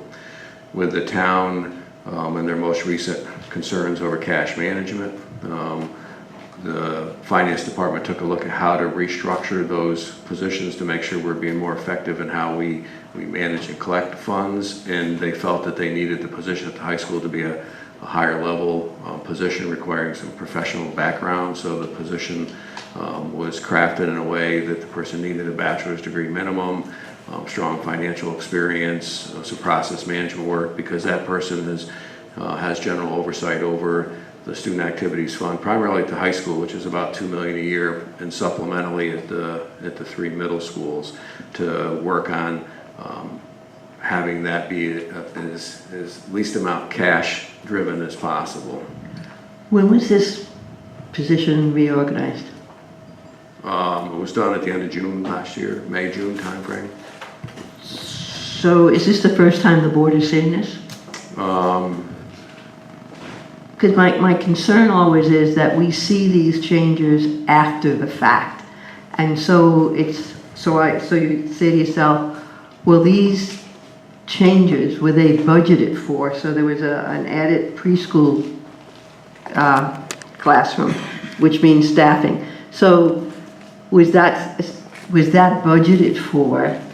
And if not, wouldn't the board need to know before that, since it's our budget, the budget we said we hired X number of people this year, and therefore we should at least know that we are going above what it is that we budgeted for?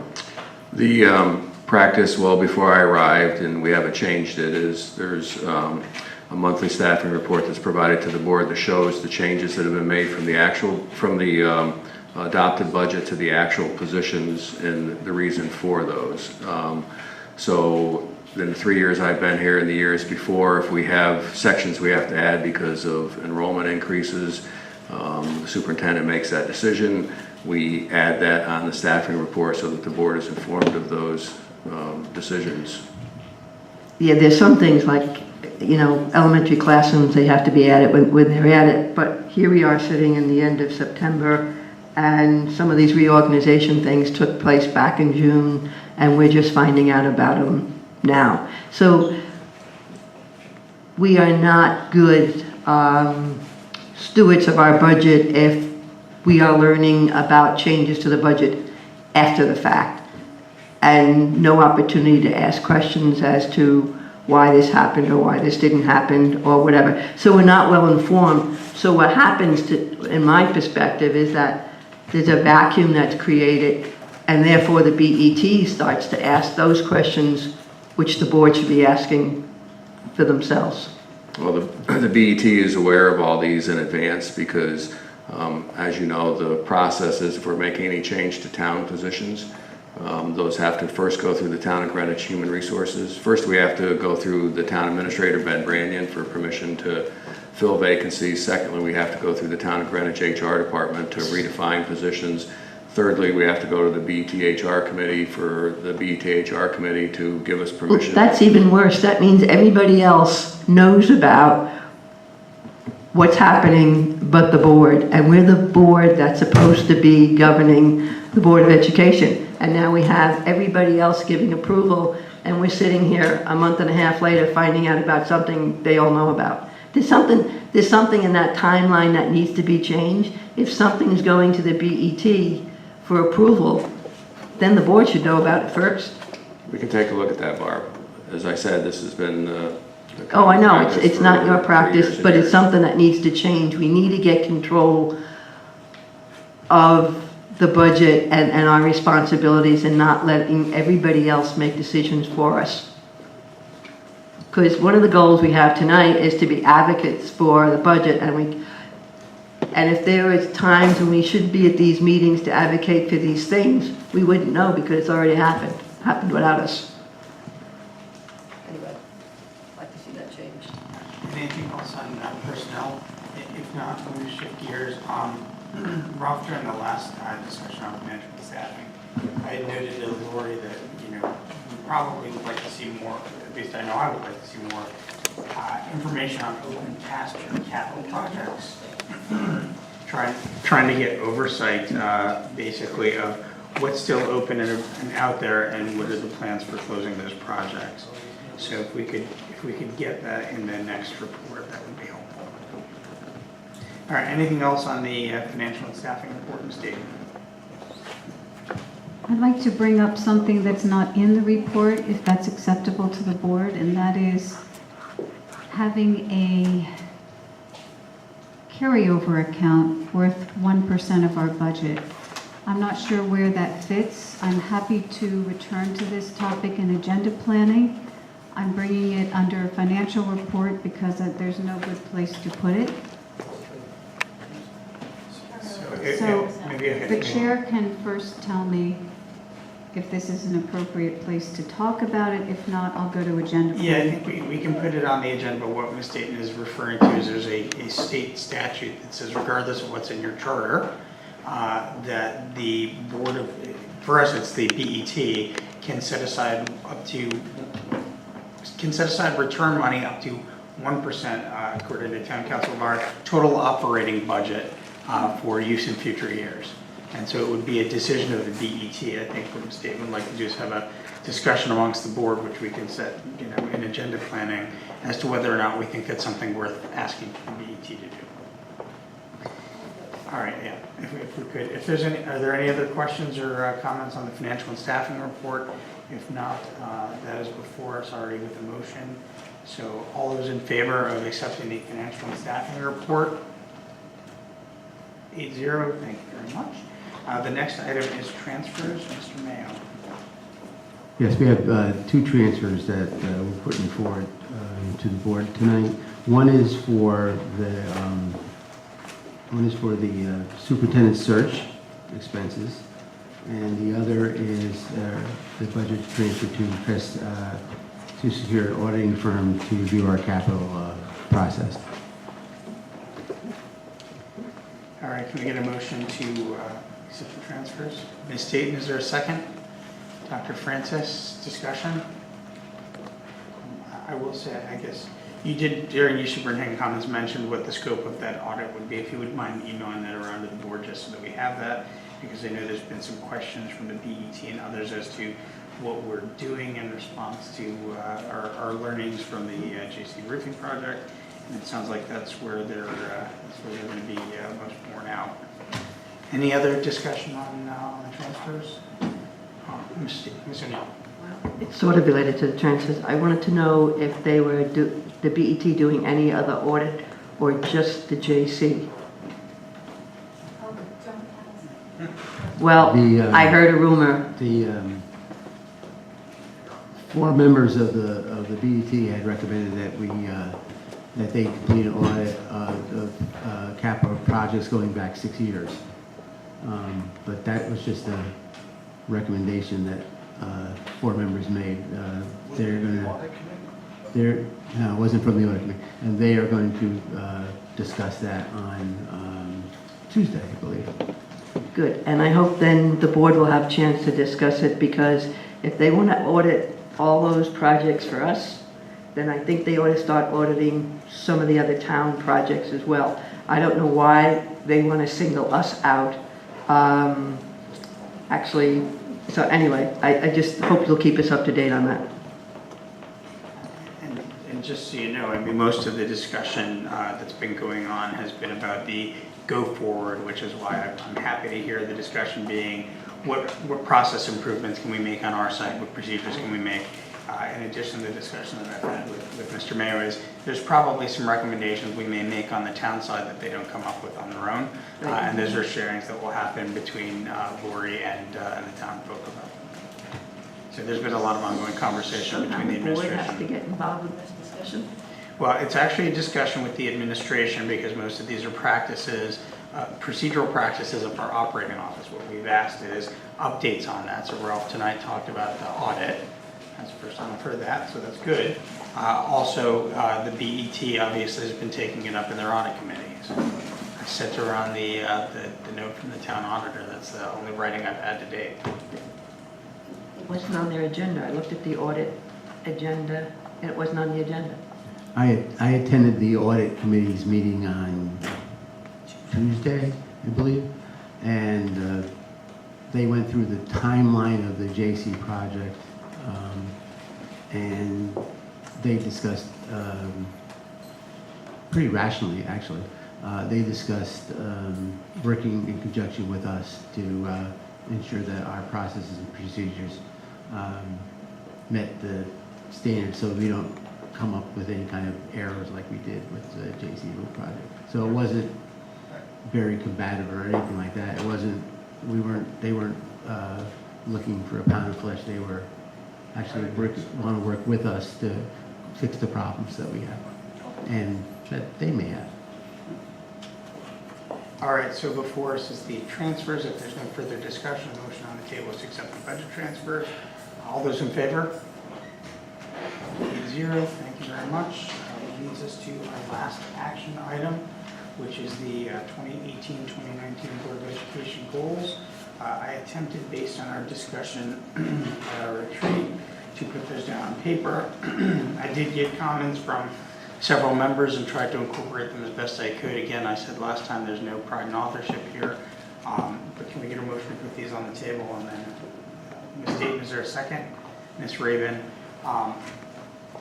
happy to take any comments or thoughts. If you all want to wordsmith this now, I will tell you my thought in doing this is these are sort of table stakes for what we as board members ought to be doing. These are not the administration goals that we set through the superintendent. Those are largely contained in our strategic plan. These are things that we'll be working on throughout this year.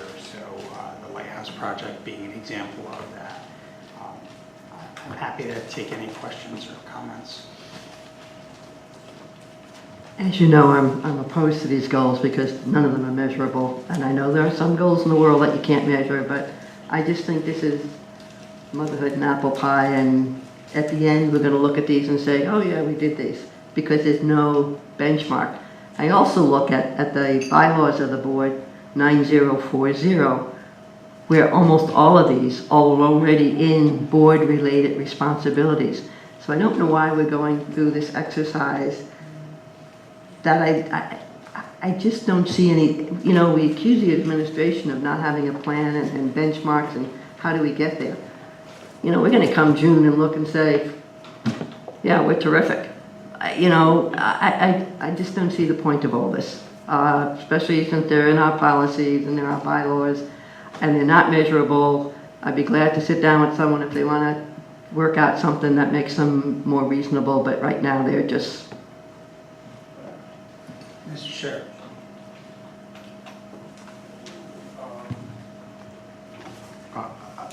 I'm in a similar place. I appreciate somebody had to start this thing, so I don't want to sound too critical.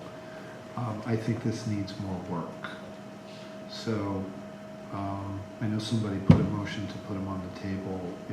If we called the vote, I'd be voting no, because they just need more work. They need more work to be something more specific, more concrete. And the risk with goals always is if you don't do goals well, all you do is say, give me my job description and put it on a piece of paper.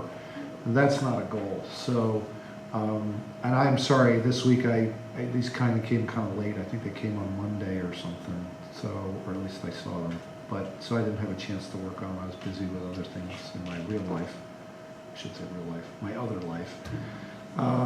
But I think these are not quite ready for prime time, but if other people think they are, I think I'd want to see a little more work and make them a little more measurable, a little more specific, and very accomplishment oriented. They're a little broad and vague here, but as I say, I appreciate somebody trying to start. Any other discussion? Dr. Francis? I tend to agree, and I think one of the things we had talked about was, do we pass these and then as part of our Lighthouse, maybe get into some of those more details. I worry a little bit that if we do that, we're not necessarily agreeing. We're all just have our own version of what we think it means, and we're agreeing with ourselves. And then what do we do if we don't agree at the next step, sort of thing. So, I mean, I think this is a great foundation for the next step. I think it's a really good place to start. I think it does require more work, and personally, I feel like it's 11 o'clock at night, and I'm not sure I'm ready to really start digging into all the details to make them really good. I worry, though, that I don't know when we're going to do that. I will add that I think someone said, well, the assumption is that the goals are due by, your end point is June. I don't know that that's necessarily true, and I think given that this is our first round, we can make it something else, or maybe we make it by November, because that's kind of when elections are and then people come in, or maybe we'll have some different cycle for how we do things. But I kind of feel like we need another level to these to make them worthwhile things to vote for. Ms. Stowe? I have to say, part of me says we can put them out there and then we can look really smart, like you say, Barbara, because they're not measurable. Why not just look really smart in a few months? But given the overall sentiment, maybe this is something that we bring back to policy, because this could then sort of be our first read. We can work on it and then come back and and maybe not, obviously not in October, but we can do it as a goal for after the budget, because the next couple months are going to be extremely busy as we work through the budget. And the budget committee work is probably going to be a lot of work. So maybe you sort of make this a January goal to come back as a second read. Ms. O'Neill? Right, meanwhile, I'd encourage everybody to look at the bylaws 9040, because I think it will help to inform this project, because I think those board responsibilities in there are a little bit more actionable than the ones that are these board goals presented to us now. Ms. Dayton? I think it's more important to look at the board self-evaluation and look at the areas where there were weaknesses rather than to look at our own policies. We already know where we need to improve based on that instrument, and the goals should match up with that. Ms. Raven? This is going to sound controversial. I've been reading a lot about why not to use SMART goals. There actually are a number of articles out there, including the Harvard Business Review and MIT Sloan, if anybody's interested. Theory land at 11 o'clock is probably not a good idea. All right, well, does somebody want to make a motion to table this then, if that's what you want to do, or refer to PGC? I make a motion that we refer this project to PGC to take up in due order. So we had the original motion on the table. Do we want to withdraw? That was withdrawn. Okay, and so Barbara's made a motion to send to PGC. Is there a second? Ms. Stowe? Any further discussion? Mr. Sheriff? No offense to PGC. That is not where this belongs. This is a board exercise. So I'd rather you find a way, Peter, to reschedule this in a meeting or retreat, or call a 30-minute meeting, which we have already set, so we can all get in the room and kind of thrash this out. No offense to my friends in PGC. Yeah, I think this is a board exercise, and I think we should do it as a board. Anyway, just a thought, but, so I'll vote no on that motion. On my way here for 6 o'clock or 5:30, I thought, I hate doing things at this hour because it's so hard for my family, but yet I'm going to propose that we're supposed to sort of save those 6 to 7 o'clock, so maybe we try and find a spot before a board meeting to add an hour to work on this. We'll look at the agenda. I mean, we're pretty jam-packed, always, forever. Ms. Stowe? Not about this. I just forgot to say congratulations on finding a new assistant principal for North Miami. No one mentioned it tonight, so I just wanted to add that before we concluded. We have a motion on the table, so we're all right. So the motion was made by Ms. O'Neill, seconded by Ms. Stowe to refer this to PGC. Or do you want to withdraw your motion and we'll try to find time for that? I think I'll withdraw the motion. Okay, so so it seems the consensus is that we find time for the board to sit and discuss this, okay?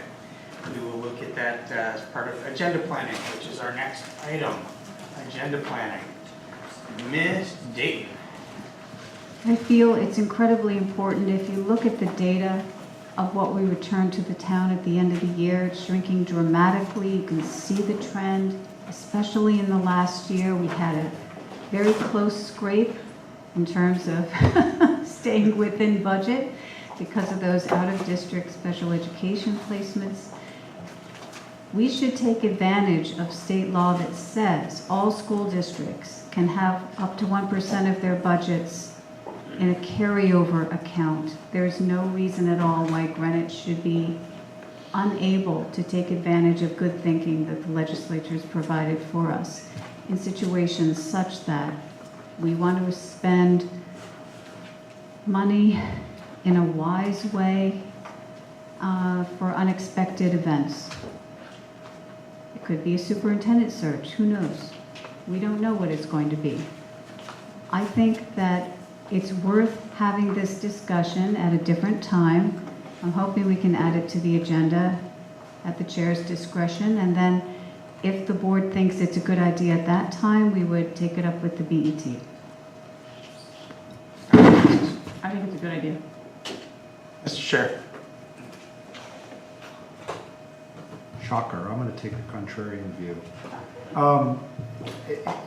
And I'm not making any comment on the validity of the proposal. But knowing what I know about, you can't have this conversation about this item in isolation from two very much bigger questions. One is the relationship and authority with other parts of town government. Okay. This is one of those items that's just going to light up that conversation. It's also going to light up another conversation, which is how does the BET budget to us? The BET right now budgets to us with a built-in assumption of we're going to give you more money than you can actually spend, but to give you budget flexibility, and therefore we don't run you real tight, okay?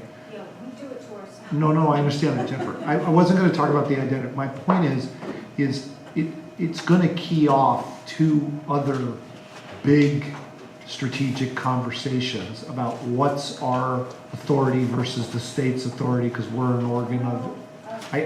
My point is, I don't want to debate it. My point is, I'd love to talk about this item. We just need to be, I think, my view, we need to be prepared. This is not a item that's going to happen in isolation. So if the board wants to talk about it, I think the board should be prepared to also have the bigger conversation, and there needs to be adequate time to have that broader conversation, which I know, as an example, underneath the surface, there are people on this board who have strong strategic views on that particular topic. They've come up numerous times in prior years. So we should just be sure if we're going to have it, we should have it, be prepared for what comes with it, and we should be sure that if we're going to have it, we have enough time to delve into these subjects. Fair point, and we'll look whether we can find time on the agenda for it. I will say that the BET is also aware of this statute, obviously. They have their own views about Right, they may have their own views about it. All we can do is have a discussion. It is discretionary at the BET. All we can do is ask them to look at it. That's what we can do. That's the scope of our ability with working with them. So we'll take a look at that. Anything else for the agenda plan? If not, Dr. Francis, you have something you'd like to say? I move we adjourn the meeting. Okay, all those in favor of adjourning? It's 0. We are adjourned. Thank you very much.